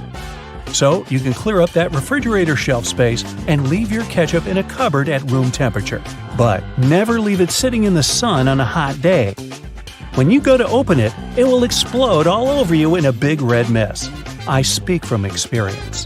And finally, if you want to cross out a word on a page, try writing several random letters over it. This way, the combination of letters will make the word impossible to read, and your secrets will remain safe. Want to pour yourself a drink before we begin? Just make sure not to grab the glass with your palm. Yep, that's right. The glass has a stem for a reason. Touching the glass bowl with your hands will alter the drink's temperature, and it will get warmer much sooner. While we're in the kitchen, let's check out your fridge. Most of those come with designated areas in the door shelves for eggs, but this may not be the best solution for storing them. The temperature in the door shelves tends to be a bit higher than in the fridge itself, so it's not the best place to store delicate types of food, like eggs or dairy. Make sure to remember that after your next trip to the supermarket. Also, while we're still browsing items in the fridge, did you know that waiting for food to cool down before refrigerating it may be bad for it? Keeping food at room temperature for more than 2 hours can increase its chances of going bad. So, pop it in as soon as possible. Just make sure to divide your food into smaller batches to help it cool down quicker. What's that in your fridge I just saw? Chocolate. Well, that's a big no-no. Regardless of the season, remember to never store chocolate in the fridge. The lower temperatures inside can cause the chocolate flavor to dull. Also, who wants to eat rock-hard chocolate anyway? When it comes to breakfast, next time you boil an egg, try putting a teaspoon of baking soda into the water when boiling. The eggshells will peel off way easier. Another tip is to crack the egg on one end and run it under the tap. The water stream will help peel off the shell faster and with way less of a mess. Fan of smoothies? Bet you didn't know there's actually a correct way to load up your blender. Start with the liquids, then pile up the solids as you go. The motion created by the movement of the liquids will ensure a smooth, clump-free, delicious breakfast or snack. After that, you can clean it by simply adding some dishwashing soap and some water and letting it blend away. No need to add it to the dishwasher anymore, since the full cycle of the dishwasher can damage the metal plates on the blender. If you're ever in the mood for a peanut butter sandwich, but the peanut butter is all split with the oils on top, remember, there's a correct way to store it. Placing the peanut butter jar upside down in your cupboard will ensure the oils are spread out evenly. Love a good steak but never get a perfect consistency? You're probably digging in too soon. You have to let the meat rest after cooking for at least 10 minutes before you start cutting it. Using the right knife will also give you better results. A sharp knife will ensure you don't lose any of those lovely meat juices. It's pasta night. Ever wondered why there's a hole in the middle of the spaghetti spoon? Turns out you can use that hole to check how much pasta to cook per person. Now you know exactly how much of it to boil for that special marinara sauce of yours. When using non-stick pans, never use metal utensils. Go for wooden or plastic ones instead. The metal will be way too rough on the surface of your pans and can actually damage the non-adherent surface. Are you a leftovers for dinner type of person? Aren't we all? Quick tip for reheating your dinner in the microwave. Try spreading the food around the edges of the plate. Microwaves are indeed designed to heat food as evenly as possible, but not if the food is piled up. Ever try to take out a single Tic Tac from the tiny container? Just turn the box on its side. There's a cleverly designed slot on the plastic top precisely for that. No more shaking the Tic Tac box like a maniac. If you're up for some music but don't have a speaker around, don't worry. Placing your phone in a cup or bowl will amplify the sound and make your experience so much better. In a hurry, and your phone is running out of battery, there's a simple way to reduce the charging time.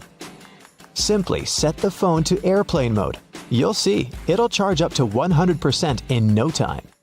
We all keep our phones in all sorts of places: our pockets, bags, under our pillows. Hence, a lot of fuzz or lint can get stuck in the charging port. For safety reasons, turn the phone off before cleaning it. You can use specifically designed tools for cleaning the charging ports, speakers, or microphone. Just be sure to be gentle. Nice desk you got there. Did you know that those little legs on the back of the keyboard are actually there to help you see the keys better? However, if you can type without having to look at the keyboard, don't use them to lift the keyboard up. This position can damage your wrists when using for a long period of time. If you like to keep your things organized and prefer to use sticky notes, just make sure to remove them from the notes cube from side to side to prevent curling. We all feel a little overwhelmed when it comes to storage, especially linens. One easy way to make sure you'll never get mixed sheets is to store each set in the matching pillowcase. Not only will you get easy access to each set, but it's way nicer to look at on the shelves. When it comes to storing clothing, people use wooden hangers for more than just aesthetic reasons. They may be bigger and heavier than plastic ones, but they also help repel moths. Keep that in mind, more so when storing winter clothes. Were you ever curious about that one extra loophole in your running shoes? That one just next to your ankles? Well, turns out it's there for a reason. The tighter the laces on your shoes, the less likely you are to get blisters. Always fit your shoes correctly and use that extra loop in the shoes if needed before you go for a run. Your dress shirts have a tiny secret too. On the inside of the shirt, right between the shoulders, there's a tiny loop that you can use to hang the garment whenever you don't have a hanger lying around. Nothing can ruin a good vacation more than unorganized baggage. To make sure you never have to stuff your luggage with a huge pile of random clothes, instead of folding, try rolling your stuff and placing it neatly in the baggage. This way, you save a lot of space. You have easy access to everything you need, and your clothes will be less wrinkled. Not to be intrusive, but there's a bunch of things I'd like to show you in the bathroom as well.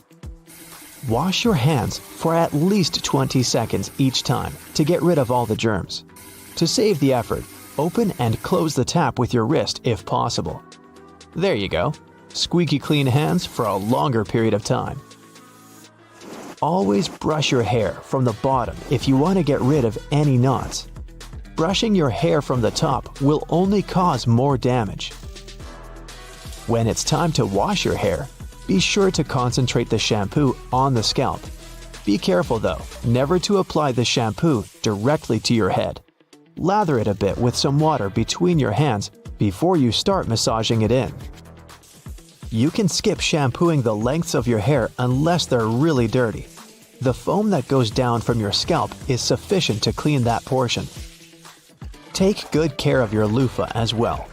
Leaving it in a moist, warm shower can increase its chances of gathering all sorts of nasty bacteria. Either throw it in with your laundry once a week, or let it soak in a solution with diluted bleach. We're sure you always moisturize after your shower, but there's a correct way to do that too. Don't add too much cream on your face, and make sure to tap, not rub it in. Your skin will thank you for it. You don't have to be a dentist to know how important flossing is. Next time, try tying your floss in a knot. With the added tension and grip, your teeth will be cleaner in no time. You know, there are all sorts of amazing things you can do with products already lying around the house that were meant for other things. We'll explore some of those, plus everyday items that have other purposes you may not be aware of. I'm also in a silly mood, so hey, let's have some fun. Many pairs of kitchen scissors today have a serrated opening where the handles and blades meet. You can use this as an herb stripper to de-stem difficult herbs like thyme, rosemary, and chives. Saves you a lot of time trying to pick the leaves off by hand. And if you're short of a vase, you could present roses to your significant other this way. Just be careful when you're pointing the sharp end. The metal tab on soda cans can be flipped around. You can slip a straw in place so you don't have to hold it up to your mouth. This stay-on tab replaced the pull-ring tab created in the early 60s. You remember those, don't you? Those could be quite sharp and easily discarded where they could be a menace for others. Now, you can pop your straw straight into one. Also means you can produce some bubbles and make a mess. Sometimes when you purchase an article of clothing, you receive a plastic baggie with an extra button and a swash of fabric. While the fabric is clearly used to patch holes, it can also be used to test the effects of various cleaners on certain surfaces. It's handy too to test wash cycles before using them to wash the whole garment. And if you want to clean your nose with it, that suggestion never came from me. You can use a screwdriver for leverage if you're having trouble lifting or moving something. Some also have a hexagonal shape handle that fits inside a wrench or spanner. You can use it to improve torque and, again, for leverage. A little easier on your hands. Some of us aren't that strong. Or maybe that's just me. Rubber bands are great for many things, but if you have a bottle that's hard to open, you can wrap the band around it for a better grip. Escalators have those fluffy black brushes for a similar reason that some have yellow lines on their steps. To try and deter people from getting too close to dangerous places. People don't always take notice, and sometimes clothing can drape close to a point where the step meets the edge or skirt. The brush is a little barrier to help prevent this from happening. They can also catch bits of fluff and prevent other small things from falling down into the gaps. Your average pair of jeans has several features that are both functional and somewhat sentimental. The metal rivets around the pockets help secure the stress points. This ensures they last a bit longer than average, though not all jeans have them. Many still have a tiny pocket directly above the main pocket. This was originally meant to hold a pocket watch. Even though pocket watches are mostly a thing of the past, many people still use this space to store coins, rings, or even a portable USB. Now, this may seem a little obvious, but if you've ever wondered what all the notches are in a car tire, it's for traction on the road. However, there are also a good indicator if your tire is getting too worn down. If those notches aren't so deep anymore and are almost flush with the road, it's time to replace them. If you don't, the next time you try to stop suddenly at a stop sign, you might be surprised to find your car has turned into a giant roller skate. Those takeaway containers most associated with Chinese restaurants are designed to not only carry your food home, but to store them in the fridge. They double as a plate, as you can eat straight out of them and don't have to worry about dirty dishes. Yay! They were actually patented way back in 1894 to transport freshly shucked oysters and were known as oyster pails. They were later adapted to use as leak-proof containers for food. While you're sitting on an airplane and looking out the window, you may have noticed those little holes, or in some instances, a small singular opening near the bottom. This is called a breather hole, and no, it's not for you.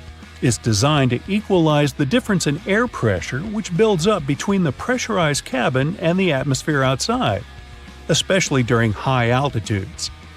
It also releases moisture from between the panes to avoid frost from forming on the windows and obstructing that all-important view. Sorry, but it looks like you won't be drawing a smiley face on it anytime soon.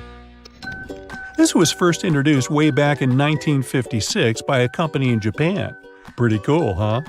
They got their inspiration from snap-off rows on chocolate bars. Just don't get the two mixed up. One doesn't taste good. When it comes to measuring tape, almost every reel has an empty slot in the metallic end. This is called a nail grab, so you can attach it to a nail or screw.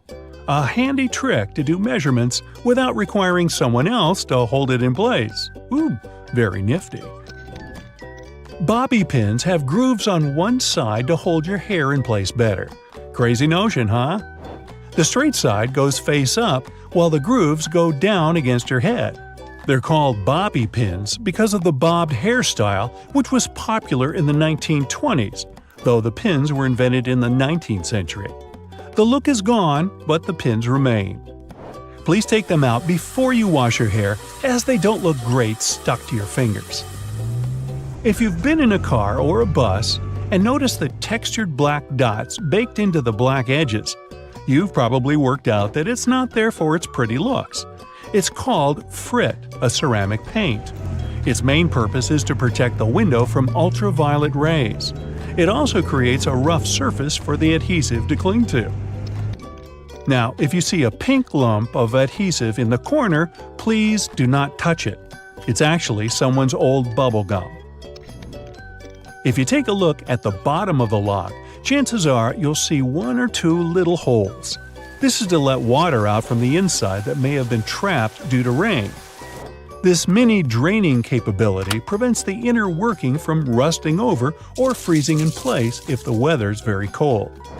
If, in another situation, the lock becomes stuck, you can ease an oil-based product inside to lubricate the lock and get it working again.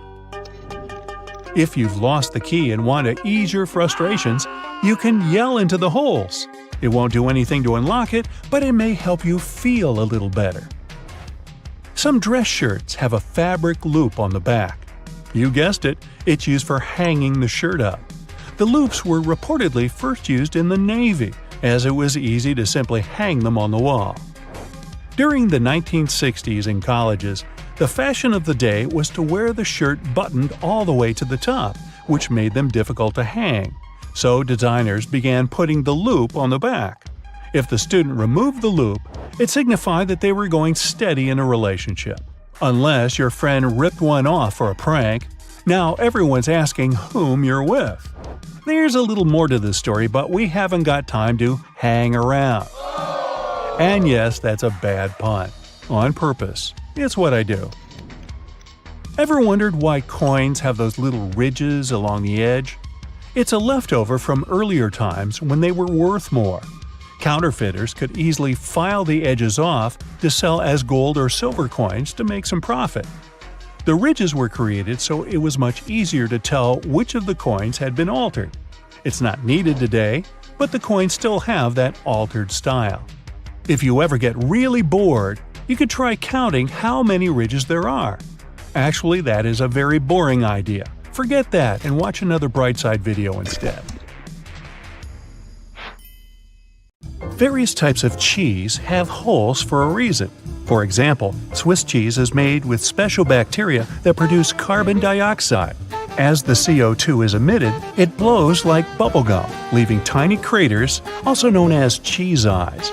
Then the cheese is cooled down, but the holes stay in place. Over 40 billion Oreos are made every single year. It's the world's most popular manufactured cookie. The geometric design stamped onto these cookies has the Nabisco logo, the symbol of European quality, surrounding the word Oreo. William Tournier created the chocolate cookie design we see today back in 1952. If you use reusable bottles, you probably know that sometimes they smell. Even if you only use it for regular water, it still smells.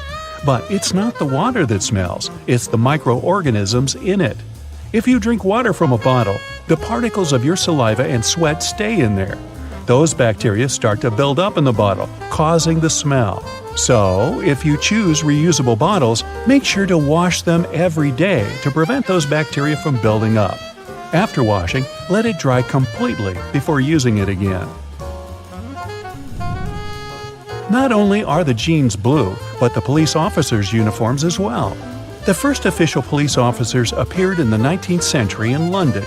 They were given a blue uniform to contrast with the red and white uniform that military workers had already been wearing. 2 decades afterward, the police force was adopted in the USA, and they followed the patterns. The uniform is still blue nowadays because it proved to be a good color. It's not that visible in dark hours, and police officers can observe things and people staying unnoticed. Also, stains aren't that visible on dark material. And, well, everyone knows that police officers wear blue and they're recognized it. So, why change that?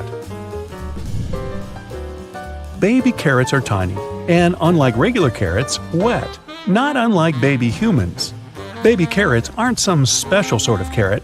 They're actually made of regular carrots by cutting off the skin and outer layers and then polishing them to look that pretty. The problem is they can't retain moisture. A regular carrot retains some water inside because of the layers that lock it in.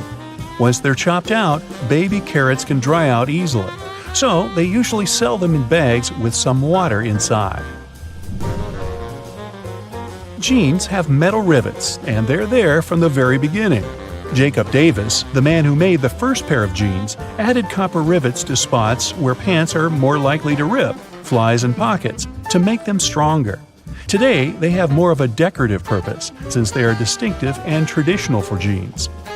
Another special thing about jeans is those tiny pockets they have that seemingly serve no purpose.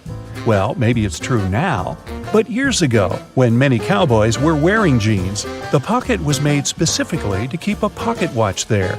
Also, back then, a pair of jeans had just 4 pockets. That tiny pocket, the watch pocket, 2 big pockets in front, and just 1 pocket in the back. Car headrests are all about comfort, and detachable headrests are all about safety. If you pull the headrest out, you'll see 2 sturdy metal bars. If you ever get locked or trapped in a car, you can use the bars to smash the window and get out. Those little red spots you sometimes see after you crack an egg are nothing to be worried about. Tiny blood spots can be caused by a small rupture in a blood vessel of a hen as it was laying the egg. Eggs with these blood spots are safe to eat, but that spot can be removed if you want. It won't affect the taste of the egg. Oh, that's comforting. Hidden within the Toblerone logo of the mountain is the image of a bear standing on its hind legs, about to eat that yodeler over there. No, not really. This is because bears are a big part of Bern, one of the biggest cities in Switzerland, where the founder created the triangular chocolate treat. Toblerone is also a play on the founder's family name, Tobler, and the Italian word Torrone for honey and almond nougat. The space below a cup of noodles is there to protect the noodles during transport. This technique is called a middle suspension. Not only are they protected better in their styrofoam cup, but it also helps those noodles soften more evenly and quickly. Even though you might have noticed that the hole on the barrel of ballpoint pens has no purpose, it does. It's called a venting system, which helps the ink flow more smoothly. This way, an even amount of air pressure is created inside and outside the pen, allowing the ink to flow into the point easily. It's not an accident that soy sauce bottles have 2 spouts. The sauce is liquid, and it flows out of the bottle pretty quickly once you turn it over. Most Asian food lovers will admit they've spilled it at least once in a lifetime. That's why nowadays, restaurants prefer serving soy sauce in special bottles that have 2 spouts. This design allows you to control when and how much sauce will come out. Just put your finger on one spout while you pour the sauce through another. If you press your finger tightly to the spout, the sauce will stop flowing, and if you remove your finger, it will flow again. And please do not remove your finger in a restaurant. It will freak everybody out. You've probably noticed that train and bus seats are covered in fabrics with weird patterns. Any idea why? They use these patterns to cover any germs and stains on the seat. Oh boy. The brighter the color and the more patterned it is, the harder it will be for a passenger to notice any stains and get grossed out. Also, the patterns are usually so ugly that no one even wants to look at them for long enough to spot any stains. So yeah, the pattern is there to make you look away, and if you look, to make it less noticeable. No bus will ever have plain white seats, that's a guarantee. The middle tab on soda cans can be flipped around. You can slip a straw in place so you don't have to hold it up to your mouth. This Stay On tab replaced the pull ring tab created in the early 60s. You remember those, don't you? Those could be quite sharp and easily discarded where they could be a menace for others. Now you can pop your straw straight into one. Also means you can produce some bubbles and make a mess like a 3-year-old. Sometimes, when you purchase an article of clothing, you receive a plastic baggie with an extra button and a swatch of fabric. While the fabric is clearly used to patch holes, it can also be used to test the effects of various cleaners on certain surfaces. It's handy, too, to test wash cycles before using them to wash the whole garment. Escalators have those fluffy black brushes for a similar reason that some have yellow lines on their steps, to try and deter people from getting too close to dangerous places. People don't always take notice, and sometimes clothing can drape close to the point where the step meets the edge or skirt. The brush is a little barrier to help prevent this from happening. They can also catch bits of fluff and prevent other small things from falling down into the gaps. Those takeaway containers most associated with Chinese restaurants are designed to not only carry your food home, but to store it in the fridge. They double as a plate, as you can eat straight out of them and don't have to worry about dirty dishes. Yay! They were actually patented way back in 1894 to transport freshly shucked oysters and were known as oyster pails. They were later adapted to use as leak-proof containers for food. Ever wondered why coins have those little ridges along the edge? It's a leftover from earlier times when they were worth more. Counterfeiters could easily file the edges off to sell as gold or silver coins to make some profit. The ridges were created so it was much easier to tell which of the coins had been altered. It's not needed today, but the coins still have that altered style. All crackers and some cookies have holes to make sure the final product has the right texture. These teeny tiny holes allow steam to escape, so your crackers and cookies won't snap. If it weren't for these holes, also known as dockers, steam would build up inside the treat, and the final result might have been scrumptious, but it would have been rather oddly shaped. Dogs like to walk in circles before snoozing because they inherited this behavior pattern from their ancestors. There were no special doggy beds back then, so most pooches would have to push down tall grass to make a sort of snoozing spot. Plus, as a bonus, those movements scared off all the critters lurking in the vegetation. Donuts are ring-shaped for a similar reason. If they hadn't had holes right in the center, the dough there would have always been undercooked. By the way, they're often associated with the police because back in the 1950s, donut shops were among the only places open late. They were a perfect place for police officers to grab something to eat and even deal with some paperwork during the night shift. Your jeans are blue on the outside and white on the inside because of a smart way to weave the fabric. The warp thread is dyed, while the weft thread has no color. It's just white. This way, manufacturers reduce the amount of dye needed for each piece of clothing. And they're still dyeing to make the jeans. Now, the earliest logos can be traced back to ancient family crests. In the Middle Ages, people with pubs and shops started using various symbols to present what they did and to distinguish themselves from others in their line of business. But why is it so important for a brand to have an impactful logo? Well, because first impressions count, even for businesses. A well-crafted logo can send the right message to potential customers and help people learn more about your business at first glance. With so many logos to look at nowadays, especially since the beginning of e-commerce, it's easy to overlook the hidden meanings and symbols in everyday products. The Domino's pizza logo also says a lot about the company's past. As the name suggests, there's a domino piece in the graphic design of the logo. The initial plan was to add another dot to the domino for each new location. But the company grew so big that adding dots for all the locations wasn't possible. So those 3 dots we see today are there to remind customers of the 3 initial locations of the pizza chain. Now, when you look at the Beats logo, the first thing that comes to mind is the letter B, and rightly so. But there's a hidden meaning here as well. The red circle actually depicts a person's head, while the white letter B also stands for a pair of headphones. Another very customer-oriented logo is that of the brand LG. The company designed its logo to include both the company's initial name, Lucky Gold Star, and the company's current slogan, Life's Good. A careful look at their logo shows not only the letters L and G, but also a smiley face. They may be one of the most famous jean manufacturers in the world, but their brand identity also has some hidden meaning in it. The Levi's logo is designed in the shape of a pocket that can be found on each and every pair of the jeans they produce. The FedEx logo is also very cool. At first glance, it looks like the words Fed and X written together in two contrasting colors, purple and orange. But if you look closely between the letters E and X, you'll notice that the negative space is in the shape of an arrow pointing to the right. It symbolizes movement and agility. The Unilever Group has a staggering number of brands all over the world, more than 400.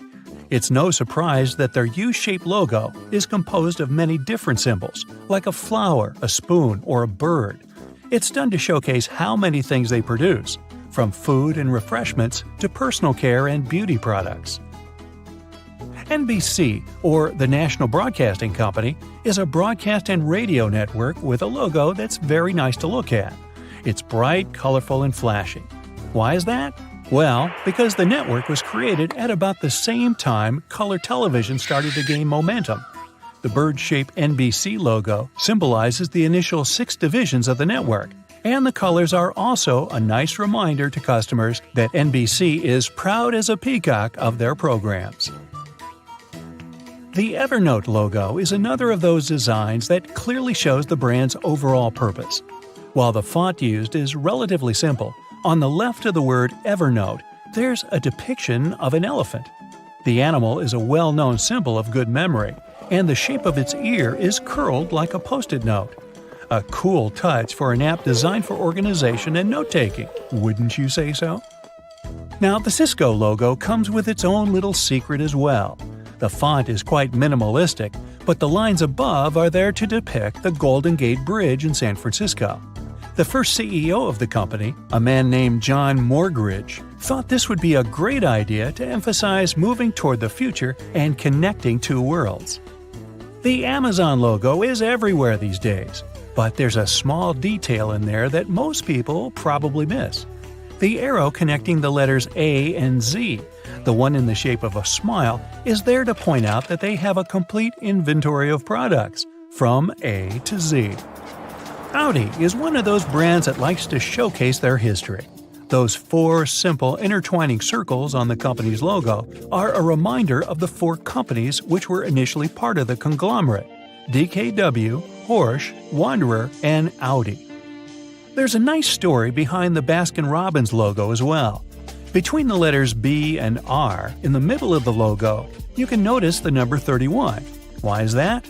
Because the company has 31 original flavors of ice cream. I think I've darn near tried them all. A lot of companies out there like to give their logos a bit of a vintage touch, and Picasso is one of them.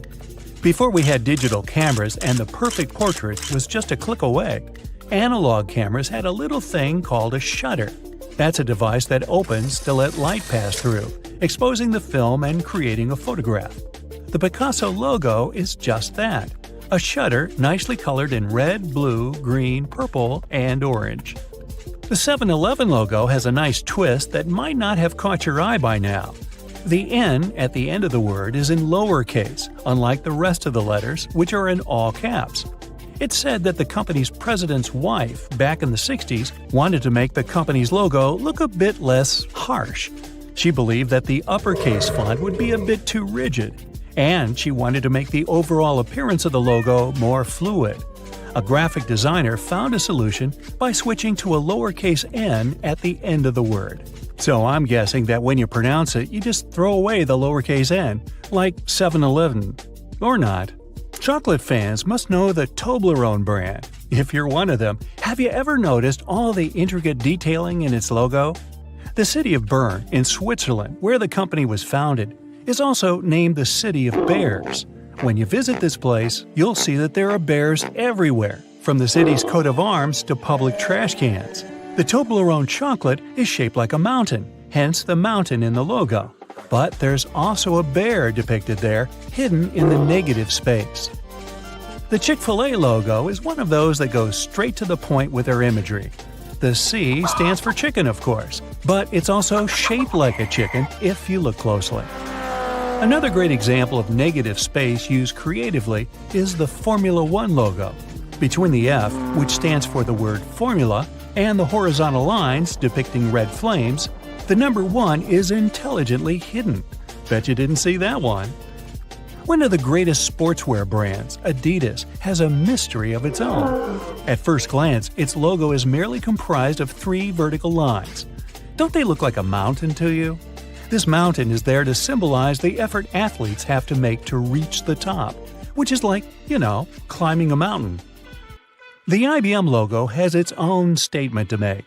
The 3 letters of the company's name, I, B, and M, are designed to be the horizontal lines meant to symbolize speed and dynamism. This is one of the company's main values, which has always been important to the founders. With a cool logo to present to the world, Ray-Ban has become a household name for sunglasses. Just to make sure you don't miss what they actually do, the B in the logo is designed like a pair of shades. The worldwide internet source of information, Wikipedia, has a logo to match its brand identity. The globe is made of many puzzle pieces, each with a different symbol on it, and some missing pieces as well. It tells the story of the company's mission without a single word. That's a nice lesson in storytelling, don't you think? Subway is one of those brands that have a nice combination of the logo and name, meant to symbolize that you can have a delicious meal anytime. The pointing arrows on the letter S and Y look like the directions found at subway stations. Now, there's no way you can miss the 2 pieces of chocolate in the Hershey Kisses logo. But there's a third one hidden in there if you look closely. Have you seen it yet? It's hidden between the letters K and I. If you've ever redecorated a house or planned a wedding, you most likely use Pinterest to store and share ideas. The Pinterest logo looks like the letter P in a red circle. But look again. This P is shaped like a drawing pen. To the untrained eye, the logo of the London Symphony Orchestra looks like an eccentric red curved line. But in reality, it has a purpose of its own as it symbolizes a musical conductor. Another brand with hidden imagery in its logo is Magic Coffee. The cup of coffee on the top of the name is shaped like a top hat if you take a closer look. Okay, I'm ready for some food now. Okay, I know it's kind of cold to the touch, especially on a freezing winter's day, but did you know that brass doorknobs actually serve a purpose apart from looking classy and shiny? Since it's a copper alloy, brass has antimicrobial properties. That means it can help get rid of harmful germs and bacteria, sometimes in up to 2 hours. In high-traffic areas, that's all the more useful, but since brass is much costlier than other metals like nickel and steel, you barely see these types of doorknobs anymore nowadays. Speaking of lovely multi-purpose items, most screwdrivers have a tiny little secret of their own. They can sometimes be slid through a wrench so that they can be used to create more torque when twisting, not to mention the uses when it comes to bolts in hard-to-reach places. There's a reason why buttons on women's shirts are for the left-handed, and it has nothing to do with fashion.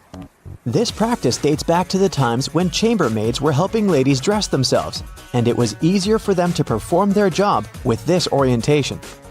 Having the buttons placed as such indicated a sign of wealth, so it's easy to imagine why the practice carried on, even though most people dress themselves nowadays.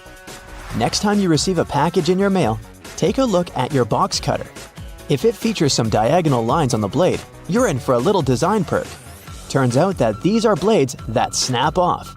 Continuously cutting cardboard can dull the sharp edge of the blade. To help prevent the need to buy a brand new box cutter, the top segment along the next line can be broken off to reach a new sharp edge. To do this, check out the small hole at the base of the tool, sometimes called the blade snapper. The people that first came up with this brilliant invention were engineers inspired by the way chocolate bars are segmented. Hold on a minute, don't throw away the cardboard package just yet. Most likely, you'll have some silica gel packets somewhere at the bottom of the box. Since this gel is basically a drying tool, it gathers up the moisture out of its environment, so you can store these packets for further occasions, whether you'll need to dry out your phone or some other electrical object. You can place them in a container next to the silica gel to reduce the damage. You don't have to be a mechanic to know when a standard car tire needs replacing, since they come equipped with a neat indicator. Take a closer look, and you'll see that treads within the tire are a bunch of rubber notches. When the treads are evened out with the perpendicular bars, it's a sign you need to book an appointment with your local car service, since most likely the tires have lost most of their traction and may not be safe for driving any longer. The upper corners of a car windshield feature textured black dots melted into the glass edges. This neat add-on isn't there for design purposes. It's called frit glazing, which means that a special type of ceramic paint is added to the window for protecting its sealant from UV rays. It also conceals and creates a coarser surface for the adhesive used to set the window in place. Whenever you're up for a drive, check out if there's a small tab under your car's rearview mirror. Bet you didn't know it's there to help switch the mirror from daytime to nighttime views. It uses a prismatic glass technology to blur the reflection and reduce the glare of headlights behind you in traffic. People came up with these manually tilted mirrors in the 1930s, but they became standard somewhere in the 1970s. While you're in the car, check out the headrests, as you most likely don't know that they carry a little disguised purpose. Of course, they're adjustable to accommodate passengers of any height so that they get the proper support for their heads and necks. The hidden feature is that they are detachable and come with two very solid metal bars. Should you ever find yourself stuck in a car and need to make a fast getaway, these bars come in handy to crack out the car windows. So you're out for a drive and you're suddenly out of gas. What I'm about to describe sounds more like a meme than an actual situation bound to happen. But what if you're in such a hurry that you accidentally drive off with the gas nozzle still in the tank?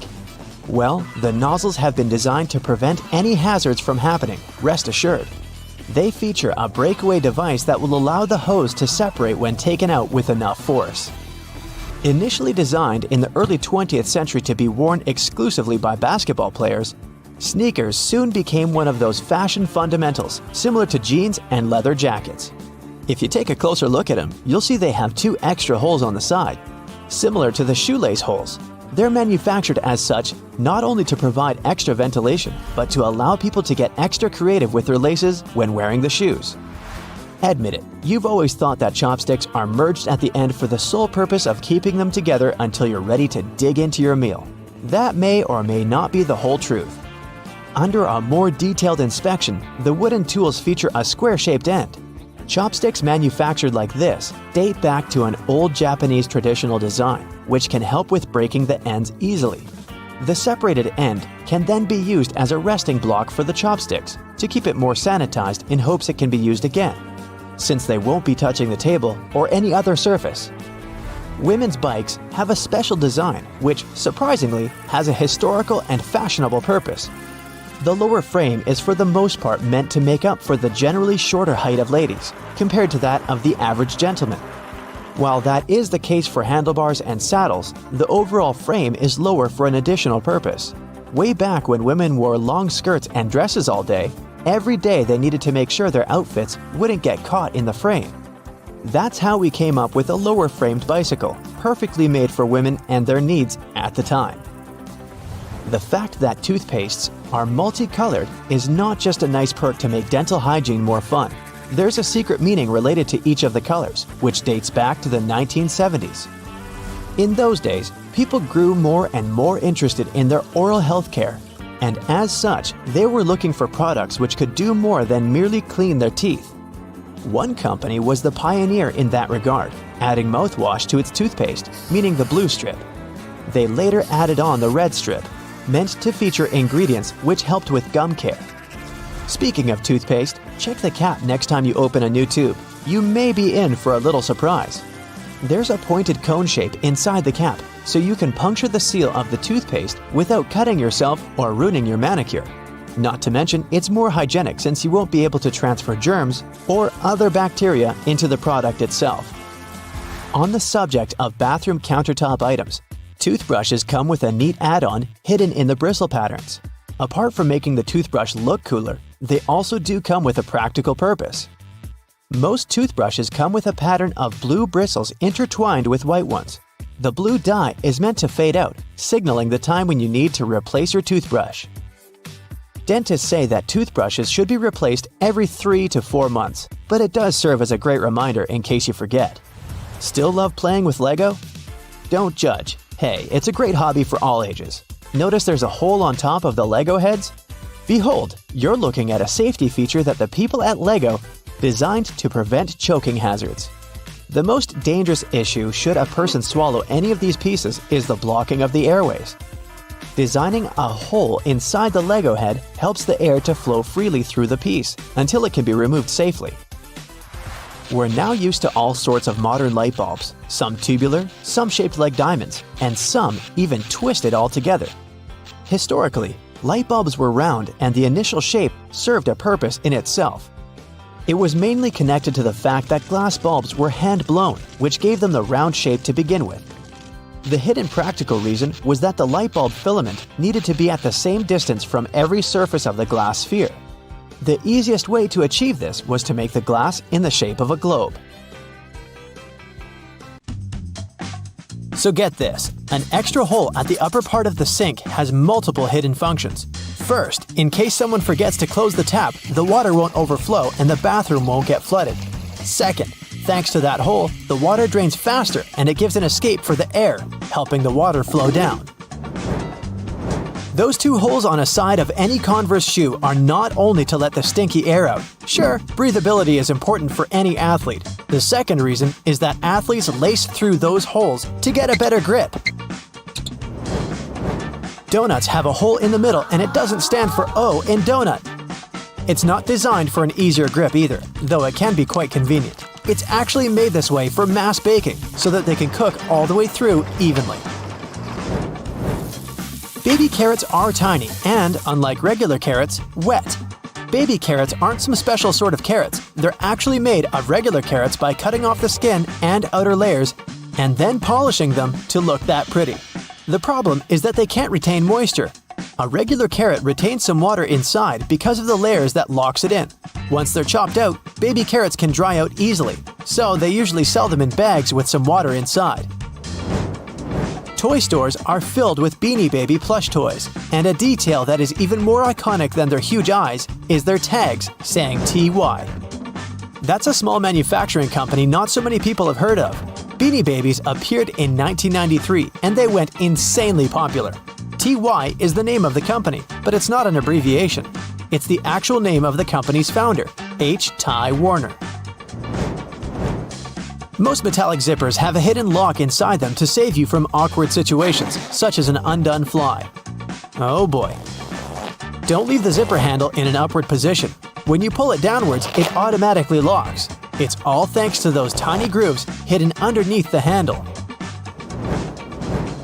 Almost any public toilet has a large gap between the floor and the door.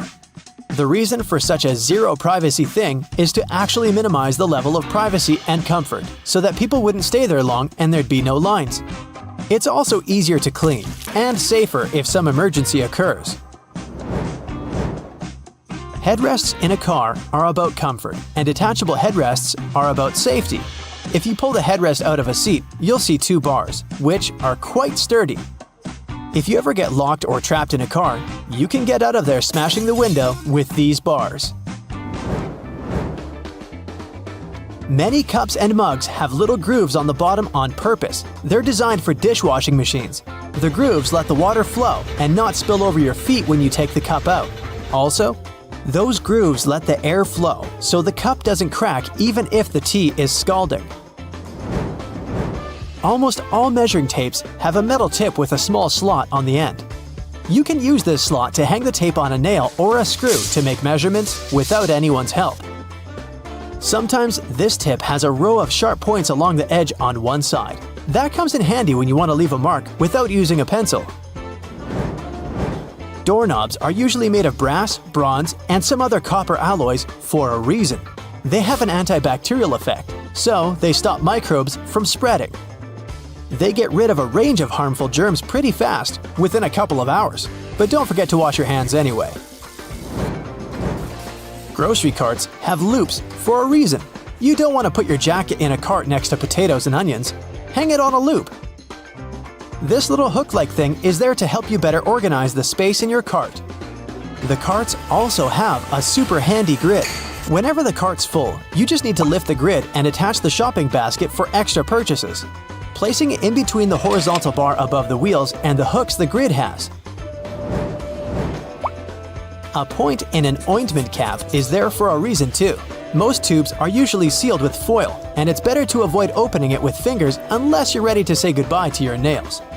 A point easily opens even the most safely sealed tube. Silica gel can often be found in different things you buy like bags, shoes, and many others.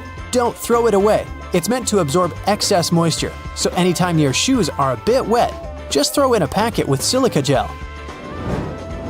People used to co-live with rats, and these guys like gnawing on everything they see in their way, including paper. Still, rats weren't able to chew more than the space left on the margins. That black grate on a microwave isn't just some fancy decoration. It's called a Faraday shield, and it prevents the rays from escaping the microwave. It also speeds up the heating, so you can enjoy yesterday's leftovers faster. It may also block phone signals, so if you're tired of numerous calls, just put the phone into a microwave. But don't turn it on. All Tic Tac containers are designed to dispense one Tic Tac every time you open it. The lid has the same shape as the candy.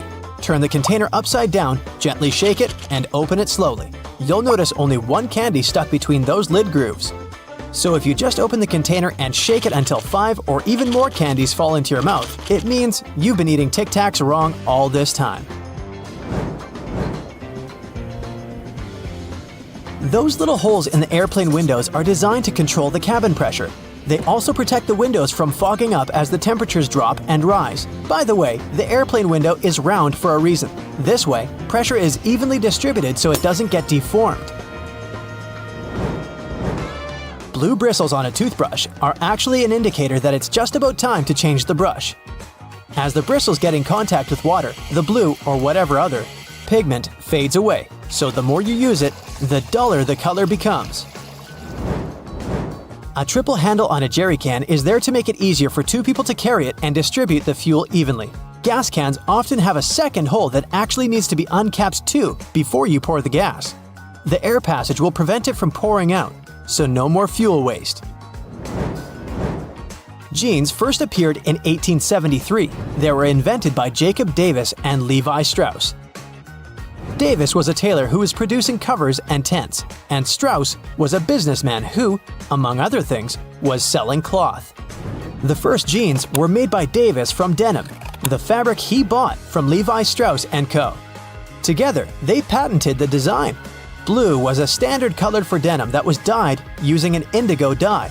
The blue color is a tradition that is still often followed today to replicate the original look of a pair of jeans. Jeans also have metal rivets, and they've been there from the very beginning. Jacob Davis, the man who made the first pair of jeans, added copper rivets to spots where pants were more likely to rip, flies, and pockets to make them stronger. Today, they have more of a decorative purpose since they're distinctive and traditional for jeans. Another special thing about jeans is those tiny pockets they have that seemingly serve no purpose. Well, maybe it's true now, but years ago, when many cowboys were wearing jeans, the pocket was made specifically to keep a pocket watch there. Also, back then, a pair of jeans had just 4 pockets. That tiny pocket, the watch pocket, 2 big pockets in front, and just 1 pocket on the back. Many zippers have the letters YKK engraved on them. It's an abbreviation that stands for the name of the company that can be translated as Yoshida Manufacturing Shareholding Company. This Japanese company is the largest zipper manufacturer in the world, so they put their initials on all the zippers they produce. That's around half of the zippers in the world. And that's why you see their zippers more often than any other zippers. Those little white golf balls have dimples all over them. It turns out they aren't there just randomly. At first, golfers were playing with a smooth ball. With time, the ball would get all punched and damaged, but also it would start to travel way further. The reason here is aerodynamics. Dimples allow the air to flow more smoothly around the ball, taking it further. So the idea was adopted and the balls got their dimples all around, allowing them to travel longer distances. The button on the top of your baseball cap is there purely for aesthetic purposes. By the way, this little thing has a name. Professionals call it a squacho.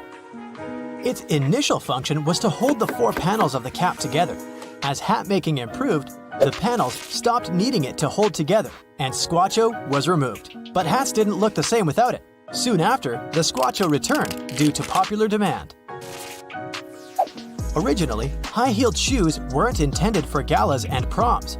Back in the 10th century, horse riding was pretty tough with flat-soled shoes, and many riders' feet would constantly fall out of the stirrups. Higher heels helped deal with that problem. The grip was much firmer with them, and they grew in popularity. It wasn't long before they became a fashion accessory to match stylish outfits. Notable people wouldn't want to be seen without them. Riding a horse with fancy heels was the equivalent of owning a luxurious sports car. Even though heels were worn mainly by men at the start, ladies picked up on the iconic trend in the 17th century. It's been one of the biggest ever since. In ancient Rome, salt was so precious that people even called it white gold. With scorching heat and no fridges, its purpose was to preserve food, mainly meat and fish. As a bonus, it made everything tastier. Sal, which is salt in Latin, was used instead of money to pay salaries. Here is where the word salary originated. Rice is the oldest cultivated food in human history. Its origins as wild grass started in a small valley around 15,000 years ago in Southeast Asia. Today, it's served globally as a staple diet and popular ingredient to 3.5 billion people. It would be difficult to imagine a world without video calls you use through your phone camera or laptop. The technology has helped game-changing innovations like working from home. Still, video calls' original purpose is far from how we use them today. The technology was introduced to confirm if the coffee was still in a pot. In 1993, researchers at the University of Cambridge found it frustrating when they took a break to get a cup of coffee, only to find that the pot was empty. So, they invented a device to monitor it and hooked up a camera that provided their computer with a live stream of the coffee pot. Thanks to these researchers, we can work in pajamas now. We know Albert Einstein for various achievements, but there's something he co-invented that goes overlooked. Together with his student, he invented a modified refrigerator. It's not like the ones we use today. In the 1920s, fridges weren't quite as safe as they produced poisonous gases. He wanted to create a safer version that didn't require electricity, without moving parts, and only needed a heat source to operate. Unfortunately, there wasn't enough funding, so the project dried up. Later, in the 1950s, electric fridges became popular. But in 2008, engineers from Oxford University revived this retro design. They're still working on it, but once they finish, the Einstein fridge will come in handy for rural areas without power and people who want to live off the grid. That random QWERTY design doesn't make things easier. In the 1870s, Christopher Scholes invented a layout that ensured typing was twice as fast. But with commonly used letters next to each other, it was a bit too fast, and the machines constantly jammed. So, he then developed the QWERTY design. It forced typists to adopt a pecking style. This way, they would search for a letter and slowly type with their index fingers. The keyboards remain unchanged even today, and people all over the world have somehow adapted to them. The plastic end of your shoelace is an aglet, and people have used it since ancient Rome. Sure thing, they had no plastic back then, so those aglets were made of stone, glass, or even metal. Extra wealthy people could accessorize their shoes with precious metals like brass or silver. What came first, the TV or the remote control? The technology that functions in the remote is older by several decades. In 1898, Nikola Tesla created a machine to control mechanical devices with radio waves. Initially, he tried selling the idea of a radio waves device operating I/O through remote-controlled boats. But the potential buyers were not interested. He was way ahead of his time, as remote controls were finally used with televisions in 1956. As engineer Percy Spencer initially invented something brilliant in 1945, he was working on a new vacuum tube, the magnetron, which was used with early radar systems. While working on the project, he found that the chocolate in his pocket had melted. Realizing the heating potential of the magnetron, he used it on corn kernels, which turned into popcorn. Then, he tried testing it with eggs, but things got a bit messy. So once the yolk was washed away, he built a metal box, keeping the energy within, and the first microwave oven was built. In 1733, a duke in England requested William Kent, an architect, to make a traveling device for his kids. William accepted and built the first ever stroller, but nobody had to push it. Instead of handles, it was built like a carriage and pulled by a goat or a small pony. Only a few were made as it was pricey. More than 100 years later, in 1848, the first stroller with push handles became available and more affordable. Police are often associated with donuts, and there is actually a reason why. During the 1950s in the USA, police officers that worked night shifts found it hard to locate anywhere open for a midnight snack. Donut shops at this time were family-owned. They were working hard throughout the night, providing fresh donuts for the coming day. The shops were vulnerable at night, becoming the perfect relationship: nourishment for the police and extra protection for the shops. Popping bubble wrap is an excellent source of relaxation, and it's also helpful with delicate packages. In 1957, two engineers glued together two shower curtains, trapping the air bubbles between. This is how the first bubble wrap was made. The result they were looking for was a sort of textured wallpaper. Still, it didn't go well on the market. Sometime later, they tried to sell it as insulation for greenhouses, and once again, they failed. Everything changed in 1960 when IBM needed to ship delicate computer parts. The bubble wrap was perfect, and they continued to collaborate. Using maps with your phone has become a far easier way to navigate, but the old-fashioned handheld maps were once the only option, creating a competitive industry. So much so that map makers would draw in phantom settlements to avoid rivals stealing from them. These fake towns were called a copyright trap. However, one of these fake settlements became real. Agloe in New York was drawn into a map by General Drafting Co. Another competing map maker had also included this town on their own, and the copyright trap was sprung. But in court, they found that in 1950, a general store had actually been built there. And the owner assumed that Agloe was a real area based on the map, so he named the shop after it. So there was no violation found, as technically Agloe was real, thanks to that general store. In 1943, Vesta Stout from Illinois was working with securing parcels. She was disappointed with the poor paper tape, as it would fall apart when wet. So she asked her boss to try to make waterproof tape. Her request was ignored, but she wrote a letter to President Roosevelt with an idea of how to make a better tape. Not only did she explain her concept, but she also provided it with detailed designs. He approved the idea and ordered the changes. The new tape was so helpful for freight transport that everyone wanted it, and they started selling it at hardware stores. In the 1950s, many people would wrap air ducts, and it was then deceptively named duct tape. Still, the adhesive on the sticky side wasn't suitable for cold and hot temperatures, which caused the tape to fall off. Despite this, people continued to use that tape for almost everything else. Have you ever wondered why things are the way they are? Like, why are there holes in a takeout box? Don't worry, you're about to find out.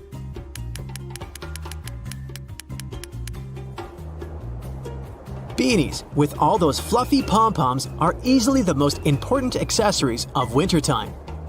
Turns out the real reason why they or other hats have pom-poms was not to make a fashion statement in the past. One of the theories says that they were there to provide safety. French sailors used to wear hats with pom-poms so they wouldn't hit their heads on the walls or low ceilings and hurt themselves if they lost their balance in a rough sea. So it wouldn't be wrong to call pom-poms head bumpers. Ever notice those extra eyelets hiking boots have on their sides? One thing is for sure, Even though it kind of makes sense, they're not there to provide ventilation for your feet so that they don't smell. They're there to prevent your shoes from moving and causing you to slip and fall while you're hiking, climbing, or descending a hill. When you're going on your next adventure, make sure to tie your laces through them to tighten your boots for a better fit. You're at a barbecue party with your friends. The host serves cold drinks and long neck bottles to everyone. You think to yourself, why do bottles have long necks anyway? There are two reasons for that. The first one is to reduce the cost of packaging. The narrower the neck is, the smaller cap you need, and the second reason is to make sure that your drink stays cool longer. When you hold the bottle from its neck, not its body, the heat coming from your hand won't warm up the rest of your drink.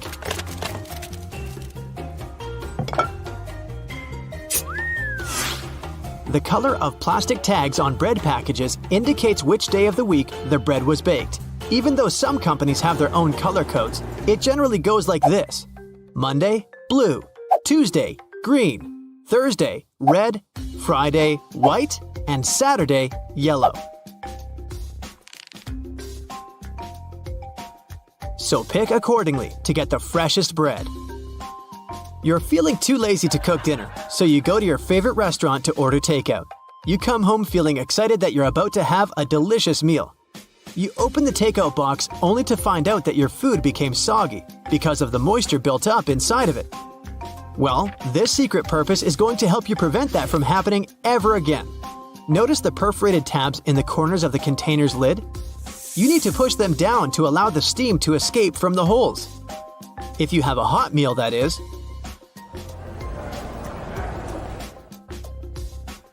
If you're one of those lucky people who have a dishwasher at home, you're going to feel even luckier once you learn what else you can wash in it.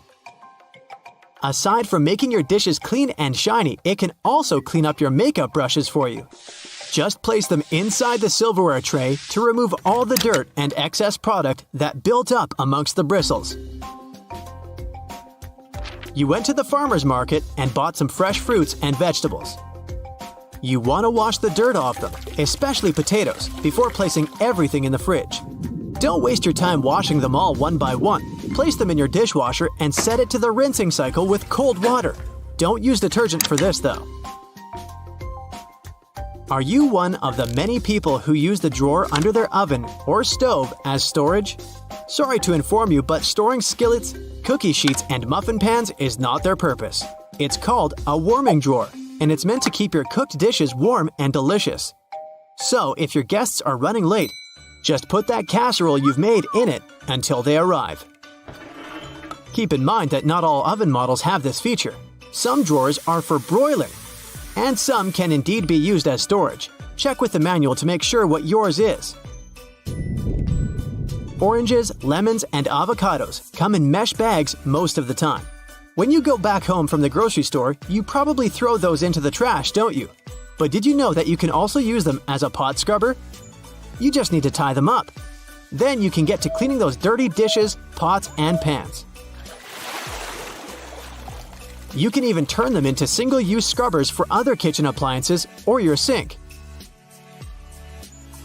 If you're at a store looking for new hangers to organize your closet, we suggest you buy the ones made of cedar wood instead of plastic ones. First of all, cedar wood acts as a natural repellent.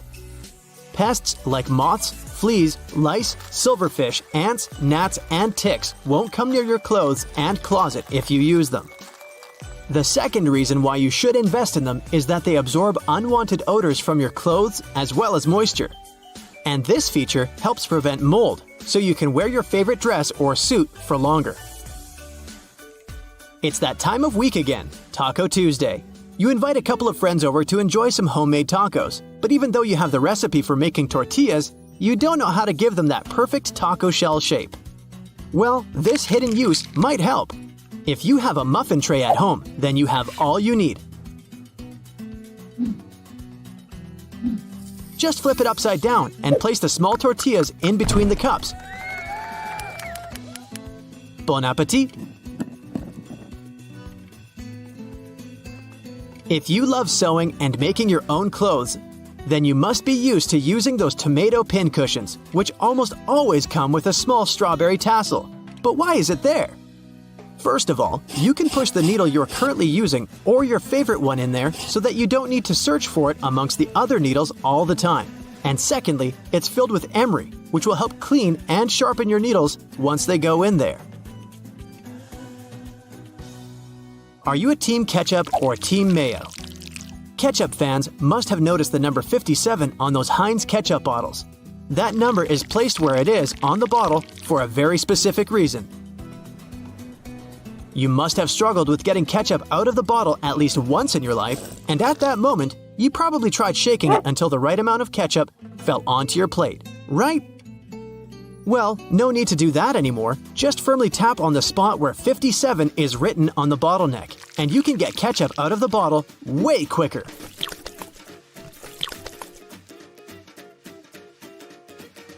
You might have noticed that there are two holes in an oil can where you are filling it up or pouring it.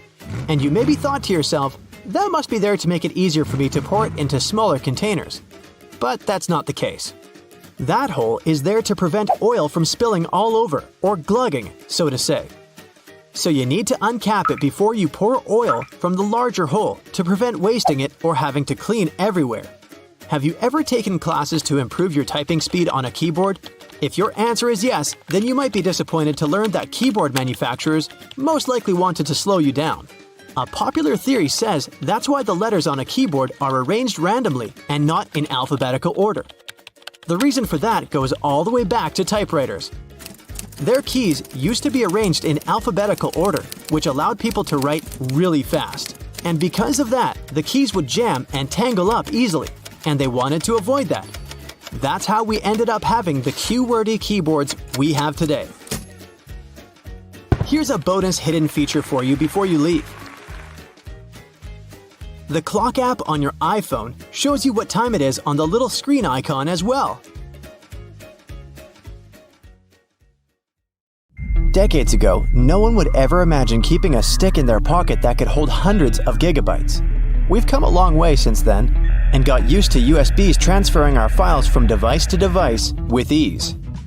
In 2000, two major companies developed and sold the first USB flash drives 1.0, which snowballed into USB 2.0, 3.0, Type-C, and so on. Physically, they can endure rough treatment and won't get damaged easily, especially if you get proper protection. By design, USBs are almost perfect. So perfect that you always make the mistake of inserting it in the wrong way. Admit it, the two square holes are used to help the USB secure its position once it's inside the port. It's not strong enough to keep it stuck, but strong enough to do its job. You can protect your USB with proper encryption. This means that if anyone gets their hands on them, they won't be able to read them. Encrypted files end up being scrambled into gibberish of a series of letters and numbers instead of comprehensive words to anyone who tries to read it. The file is only accessible if someone gets their hands on that USB. But if you're using certain online services like messaging or emailing, then encryption is simply not enough. Sure, the person on the other end can't read the contents of the work, but the hosting website can. This is where end-to-end encryption comes in. That means any information that goes in and out is, again, scrambled into gibberish to anyone who is in the way of your traffic, including the hosting service. Cloud storage has taken the world by storm. You can now save everything that's on your desktop to the internet and access that data across multiple devices. All you need is an email and password, and boom, you're safe and have all your files in one place. Cloud storage isn't data floating up in the clouds, but, less excitingly, servers that physically store data. They're like regular computers, just minus the monitors for viewing. These servers take up a lot of money. That's why you normally have to pay for their services. The servers are placed in data centers all around the world where third-party companies manage them. It's like getting remote access to a computer. The servers include a master control server, backup server, and a linked supply of servers operating to maintain a good quality service. The more money you pay, the better the server your data will be stored in. In the realm of computers, you just can't delete something to be gone forever. Whatever file you want to remove is already present in the hard disk as electrical impulses. And depending on your gadget, it will be disposed of in a recycle bin or the garbage. That isn't to say that it isn't still there. It simply implies that the file has been moved to a different folder from which you can easily recover it. So if you're worried about accidentally deleting a crucial document you've been working on for weeks, don't panic. It's not gone for good. But if your device breaks, then all your data is lost. If you own a device that has Windows 10, then you've probably been shutting down thinking that your computer or laptop is completely off. This is not the case. Windows 10 doesn't actually shut down, but goes into a state of hibernation. It keeps your app saved for you to recover. The proper way to shut it down is by resetting it. Windows operating system is known for being user-friendly with all the commands displayed in front of you. But for computer whiz kids, know that you can open the search bar and type CMD for the command prompt. It looks just like a bunch of random characters, but this is where you can achieve a lot with your device. If you don't like the black window, you can always change the color of your suiting. Once you launch the command prompt window, right-click on the title bar and then on Properties. Another window will open which has the option of choosing colors. You can pick the colors you want for the background and text, or fix the opacity for the CMD window. This is easy mode. The real work is typing commands in the window. If you want to look for all your drivers on your Windows 10 device, then type in this command in the window. Don't forget to add spaces. The list of servers will magically pop up on your screen. This is a good way to get to the bottom of your issue, instead of searching for them manually. You can also hide specific folders on your computer through the command prompt by typing this command and pressing Enter. Of course, you'll have to type in the folder you want to hide, and poof, it's gone.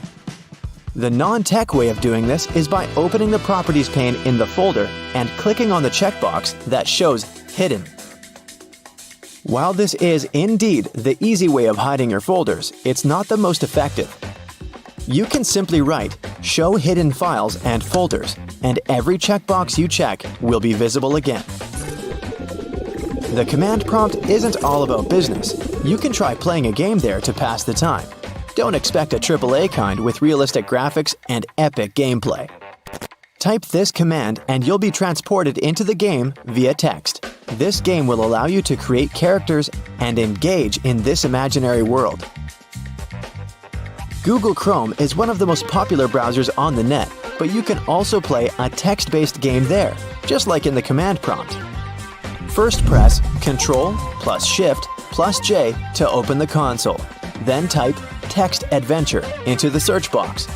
Don't freak out, you just opened the sort of a back end of the page. Next, click on the box that says Console. You'll be greeted with a text that will ask you if you want to play a game. Type Yes, and you'll instantly begin. They'll give you some basic commands which are easy to follow and an opening premise of the journey. If you're looking for something a little more contemporary, then get ready to play some solitaire. No worries, you don't have to type some command to play it. All you need to do is type Solitaire in the search bar, and you're there. You can play the exciting game of solitaire in your web browser. And when you get bored, you can play the classic game Pac-Man. If you're from the generation of the classic bulky phones, then this next game will bring back all those memories of your childhood. Open Google and type Snake, and there you go. When the internet is down, you can play the dinosaur game in your browser window while you're impatiently waiting for the Wi-Fi to come back. This game is very simple. After pressing Enter, you just have to hit the spacebar to jump over obstacles. And at a certain point, you'll have the option to duck down, which will make it even more challenging. Even without Wi-Fi, you can still have a good time. You can pause the game whenever you want by pressing the Alt key or F11. You can just click on your screen to continue the game at any time. Windows 11 has some cool hidden features that are very useful, like adjusting the volume for each individual app. You can go to Settings and click on System. Hit the Sound section. This will bring you to all the sound levels and the master switch. copy-pasting is so essential to our everyday workflow that Windows 11 decided to take it to a whole other level with clipboard history. This option allows you to save your copied texts in one designated area, which you can access anytime. And the good news is that this option is also available on Windows 10. Just click on the Windows key plus V, and you're good to go. If you have too many windows opened on Windows 11, you can grab the window that you want to keep and shake it. It will minimize all the remaining windows in the background so that you can have a pleasant, productive workflow. Oh wait, it's happening now! Pouring milk into your tea or coffee can make a mess if you don't do it the right way. If you want to pour it with the opening closer to the cup, stop right there, turn it to the other side, and then pour. The flow will be much smoother this way, and you won't have to deal with wiping the table afterwards. Hey, I'm bossy. Get over it. It's all about the physics of it. If you turn the carton's opening toward the cup and the carton is full, while the milk's escaping through the opening, the air from the outside will try to get inside the carton to fill the empty space. Since there's only one place where it can do that, the air will push the milk back and disrupt the flow. When you turn the carton to the other side, there will be empty space along with the top side of the carton, and the air will have it easier getting inside. So the flow will be steady, and you won't have that annoying spurting anymore. Now, the handrails are usually moving faster than the escalator itself, because the gear wheels that drive the handrails are intentionally made a bit larger than required. The rubber on those wheels tends to wear off with time, so if the handrails are moving at the same speed as the steps or even slower, then you're riding a rather old escalator.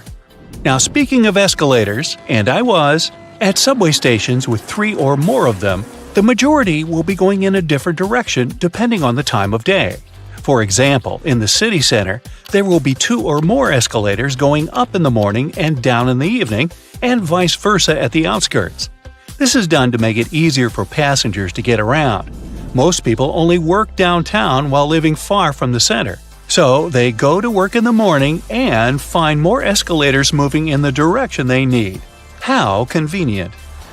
If you were ever worried about how the pilots find their way in the dark when landing at night, well, you can rest easy now. There's an incredibly complex illumination system on the ground that helps the crew navigate the airplane. And it's not just the red and white lights along the runway. The lights actually start popping up long before the runway, so that the pilots can easily find their way, and different patterns mean different things, which your captain and their co-pilot know by heart. Every commercial airplane you've been on has only one wing. The first airplanes were called biplanes because they had 2 wings, one on the top and the other going through the bottom of the fuselage. They were connected with struts and wires, which made kind of a box that basically allowed the craft not to fall apart in the air. How thoughtful. It was necessary at lower speeds than earlier planes could only muster, but as the engines increased in power, the second wing became redundant and repetitive. The single wing still serves as a support for the whole structure, though.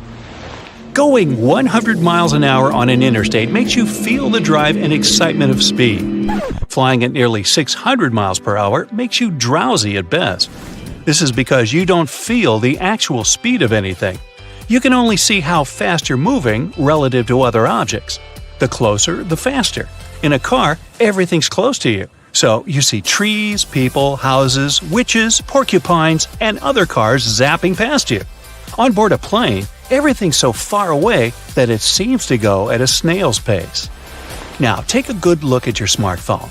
It might never have occurred to you, but its rectangular shape is no accident, and it's actually what you want it to be. Rectangle is the most convenient shape for a screen. It has an orientation, so you can flip your phone all you want and it will adapt. Imagine that with, say, a round-shaped display, you'd have to always turn it in your hands until the top is where it belongs. Oy. Next, it fits into your pocket nice and cozy. The pocket is deeper than it is wide, so a phone longer than it is broad will sit there perfectly. A square or circular phone will be more of an inconvenience. Then again, a rectangle is much easier to handle. It fits in your palm, and it feels better than a circle or a square. And finally, we're used to having rectangular things all around us. Pictures, sheets of paper, books, SpongeBob, photographs. Having round-shaped screens would have been just weird. Still, there have been attempts to create circular and square smartphones, but as you can guess, they didn't catch on. Taking photos in the dark with a flash, you must have noticed your smartphone flashes several times before making the actual shot. Remember those horrid red eyes in old photographs made on film or digital cameras? That happened exactly because the camera flashed only once.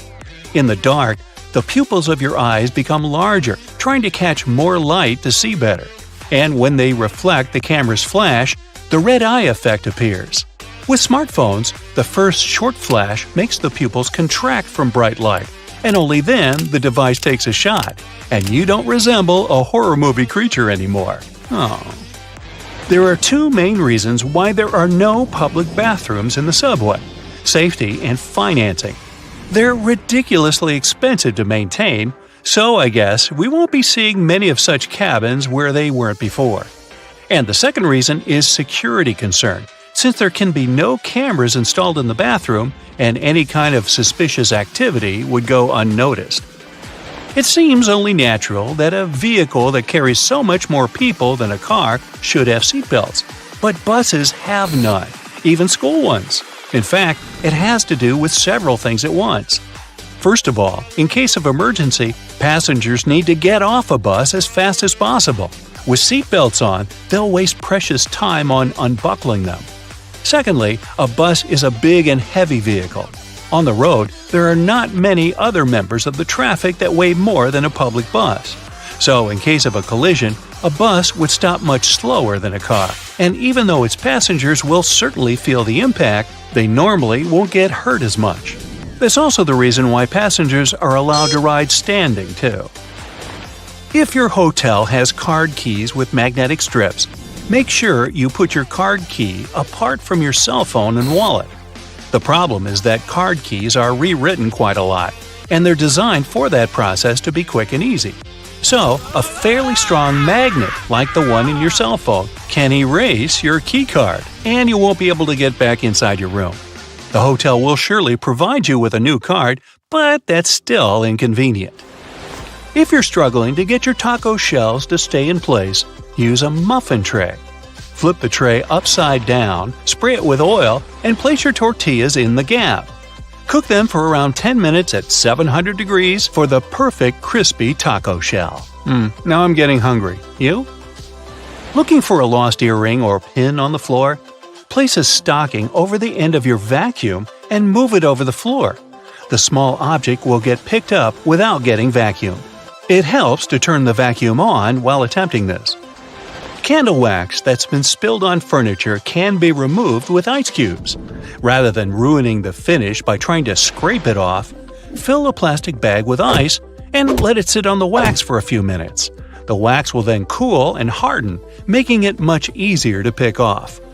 Crayon marks on the walls are a parent's worst nightmare, but you can use a hairdryer to get them off.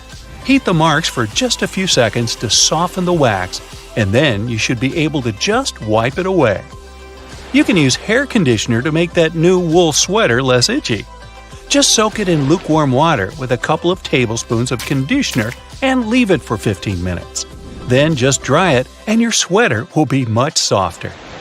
That layer of bubbles that forms when you add bubble bath to your tub isn't just for fun. The bubbly layer also acts as insulation and keeps your bath warmer for longer. Next time you're getting ready for work, take a closer look at your go-to shirt. Every buttonhole is stitched vertically, but check out the very last hole. It's stitched horizontally, right? This is because the bottom part of your shirt endures the most stress from pulling, as it's where your hips are. So that horizontal buttonhole isn't a mistake. It's put there to stop your shirt ripping as your hips move. Hey, those hips don't lie.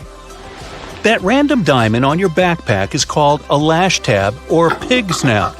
It's there so you can thread cords through the holes to carry extra gear. Perfect for camping or long hikes.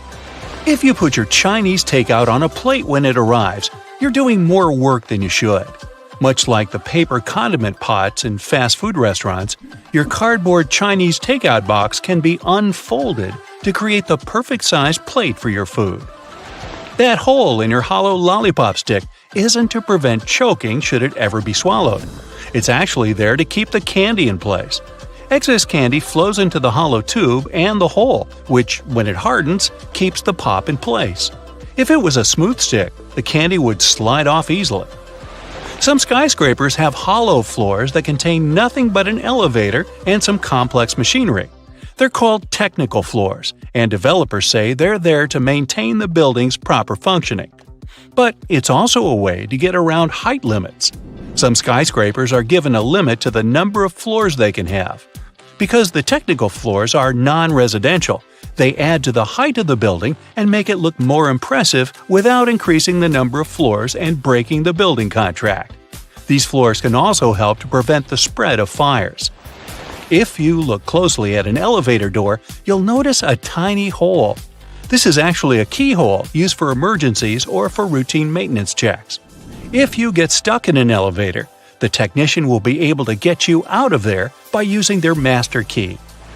Salt isn't just used for cooking. It can get rid of tough smells, like this. Whew! Rubbing salt on your fingertips after chopping garlic should remove the smell. It also works on shoes. Toasters have a secret slide in the bottom that can be removed so you can clean out all those annoying breadcrumbs. Now, take a look at your laptop keyboard. There are bumps on the F and J keys, but nowhere else. When your fingers are in the optimal typing position, your index finger should rest on these two keys.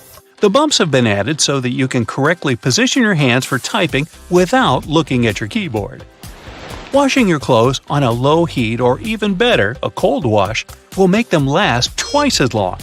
Drying them on a line, if possible, will also make the material last longer than if you used a dryer. The less you wash them, the less they'll fade and shrink over time. It'll also save you on your energy bills.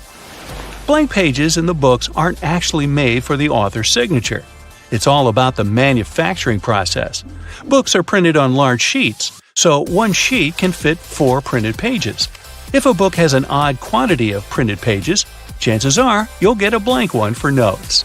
Tree cart loops have more functions than you think. You don't want to put your fancy white jacket in a cart next to carrots and Coke. This little hook-like thingy helps organize all the stuff in your cart better, so you can enjoy your shopping trip. Works for me. A good doorknob is one made of brass, bronze, or some copper alloys. These metals have an anti-germ effect. Bacteria spread way slower on them. They also get rid of germs pretty fast, within a couple of hours. There's only one way you can store your peanut butter right. If you place it the regular way, it may get a bit solid before long. The trick is to store it upside down, so the oils don't stay on the bottom all the time and distribute evenly. My dog loves peanut butter. How about yours? Whatever coffee shop you go to, all the disposable cups look exactly the same, only the logo changes. The secret here is the special shape that lets you enjoy your drink easily. The top is always wider, which allows it to accommodate your nose while you're drinking, and the bottom is always narrower, so that anyone can hold it easier, even if the hand is quite small. This width difference also allows the cups to stack. Spoiled milk emits gases, like most foods when they go bad, or me. A classic plastic milk jug has a concave shape on one side, so when the gases expand inside the jug, it expands too, and the concave shape curves out. Also, if you want to save some milk for later and freeze it, the jug will expand when the milk gets solid as well, occupying more space in a jug. Almost all measuring tapes have a metal tip with a small slot on the end. You can use this slot to hang the tape on a nail or a screw to make measurements without anyone's help. Sometimes this tip has a row of sharp points along the edge on one side. It comes in handy when you want to leave a mark without using a pencil. If you've ever tried a Nintendo cartridge to taste, you'll confirm that they taste revolting, leaving a sour, bitterish aftertaste in your mouth. Well, we tried to tell you. They're covered with denatonium benzoate, one of the most disgusting flavors known. Not normally seen in ice cream stores either. Actually, this taste has a righteous function. It prevents people from swallowing those cartridges. Rough edges on the dimes aren't just about design. The coins used to be made of precious metals to show their real value. People would shave off the edges, spending the shaven coins with the same value and melt the edges to new coins. To avoid it, minters added that pattern so people could tell if someone cut that coin before. A triple handle on a jerry can is there to make it easier for two people to carry it and distribute the fuel evenly. Lemons get juicier if you warm them up a little bit in the microwave. The heat softens the frozen membranes, so the juice can flow out freely. The result? More lemonade for you. The expiration date on mineral water isn't about water going bad. Actually, no water can spoil, but the bottle can. Over time, it starts leaking some chemicals that aren't quite safe. Okay, here's a science project to try. Tonic water can be fluorescent in UV black light. It contains quinine, which makes it both bitter and glowing. The color of plates and cups can affect your food perception. A group of 57 volunteers drank hot chocolate out of different cups, but most people claim the orange cup hot chocolate was the best. Red color plates are cool for those on a diet. It looks alarming, so you end up eating less. Okay, I'm gonna go do the tonic water black light thing. Bye! 3, 2, 1. Bam! Now instead of enjoying the new movie, you will enjoy cleaning your microwave after the popcorn apocalypse. And all this because you trusted the popcorn button too much. It turns out many of those buttons are just timers and not professional chefs hidden in the microwave. Different types of popcorn, and maybe even different batches of your favorite one, have different popping times. It depends on the weight and humidity of the corn, and there's no magical cooking regime that would work for them all. If you don't give your popcorn enough time to pop because you rely on the button, it will be undercooked and full of kernels. If you let it pop for too long, it'll burn, and the smell will be with you for longer than you'd want it to. Some newer, fancy microwave models come with humidity sensors that take all the factors into account and can actually figure out how to cook your popcorn. All you have to do is touch a special pad. Check your microwave manual to see if it can do the trick. If that's not your case, you need to follow the instructions on the popcorn bag. Most of them say, do not use the popcorn button. A microwave that works on 700 watts is slower than that with 1,000 watts of power.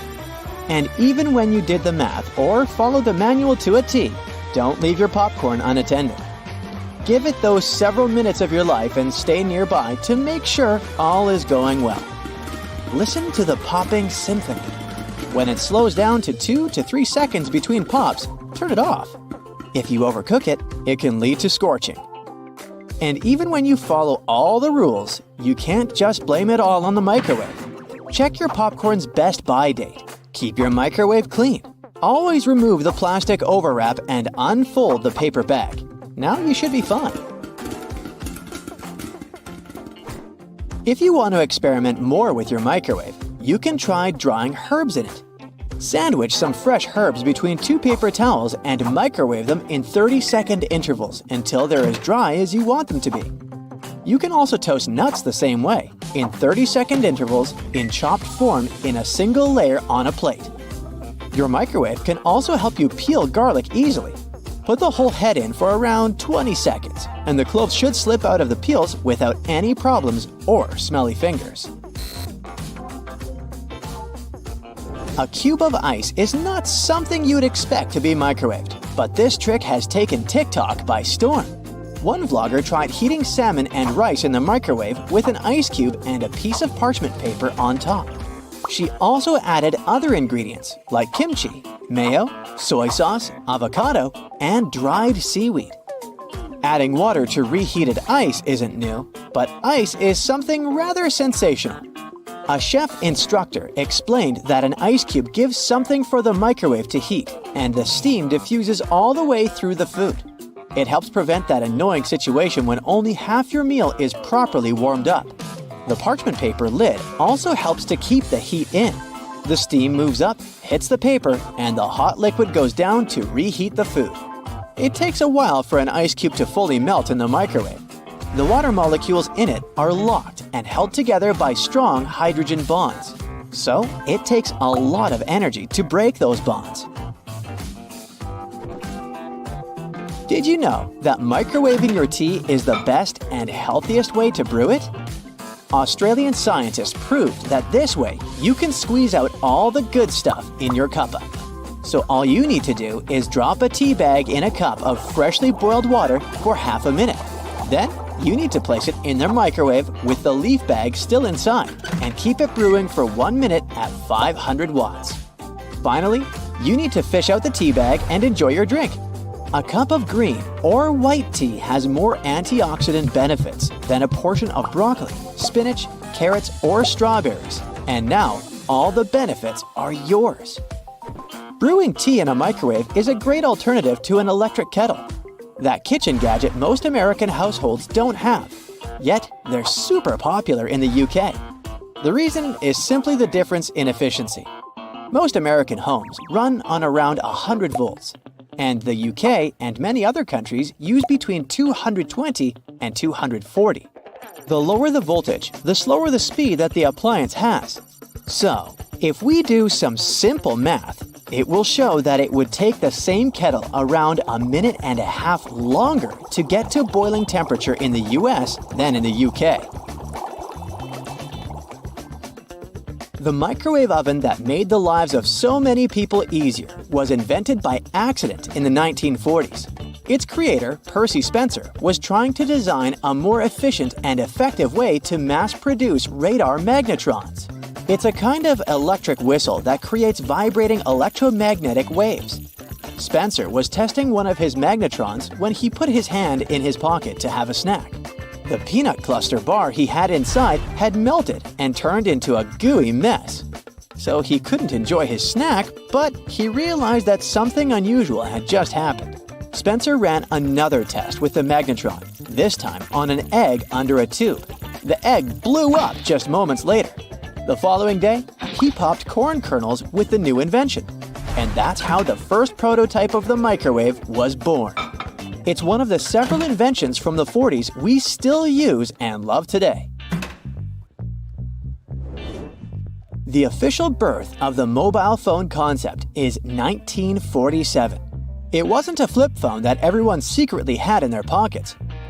Back then, AT&T proposed to the Federal Communications Commission to dish out a ton of radio spectrum frequencies to make the dream of widespread mobile telephone service a reality. Bell Laboratories introduced the idea of cellular communications the same year. The FCC didn't support the idea and limited the number of frequencies to 23 phone conversations possible at the same time in the same service area. The first call on a portable cell phone was only made in 1973. It was a prototype weighing 28 ounces. Back in the 1920s, some genius engineers were already cooking up the idea of color television. But only in the early 1940s did CBS and engineer Peter Goldmark create a system that beamed images in all 3 primary colors. By the 50s, color TV had already settled in the living rooms of families in the West. You wouldn't be able to spray your hair against all elements or paint a mural easily without aerosol spray can technology. It was an invention of the Department of Agriculture researchers. They created the aerosol to spray dangerous bugs. Spray cans, mostly with insecticides, became available to the public shortly after. The invention was later perfected by an American inventor and engineer who created a crimp-on valve. His invention was made of lightweight aluminum. It made the cans cheap and practical to dispense liquids, foams, powders, and creams. In the 1940s, Swiss engineer Georges de Mestral went for a stroll in the woods with his dog. Suddenly, his clothes and his dog's fur turned into a magnet for hundreds of annoying cockleburrs. George got curious and whipped out a microscope to check out these burrs up close to find out their success secret. He knew this tech could be useful. So, the engineer discovered that they had tiny hooks that looked like a monster's spiky fangs. Those hooks could latch onto anything with a loop: clothing fiber, animal fur, or even human hair. De Mistral realized he could mimic this burr magic, and that's how Velcro was born.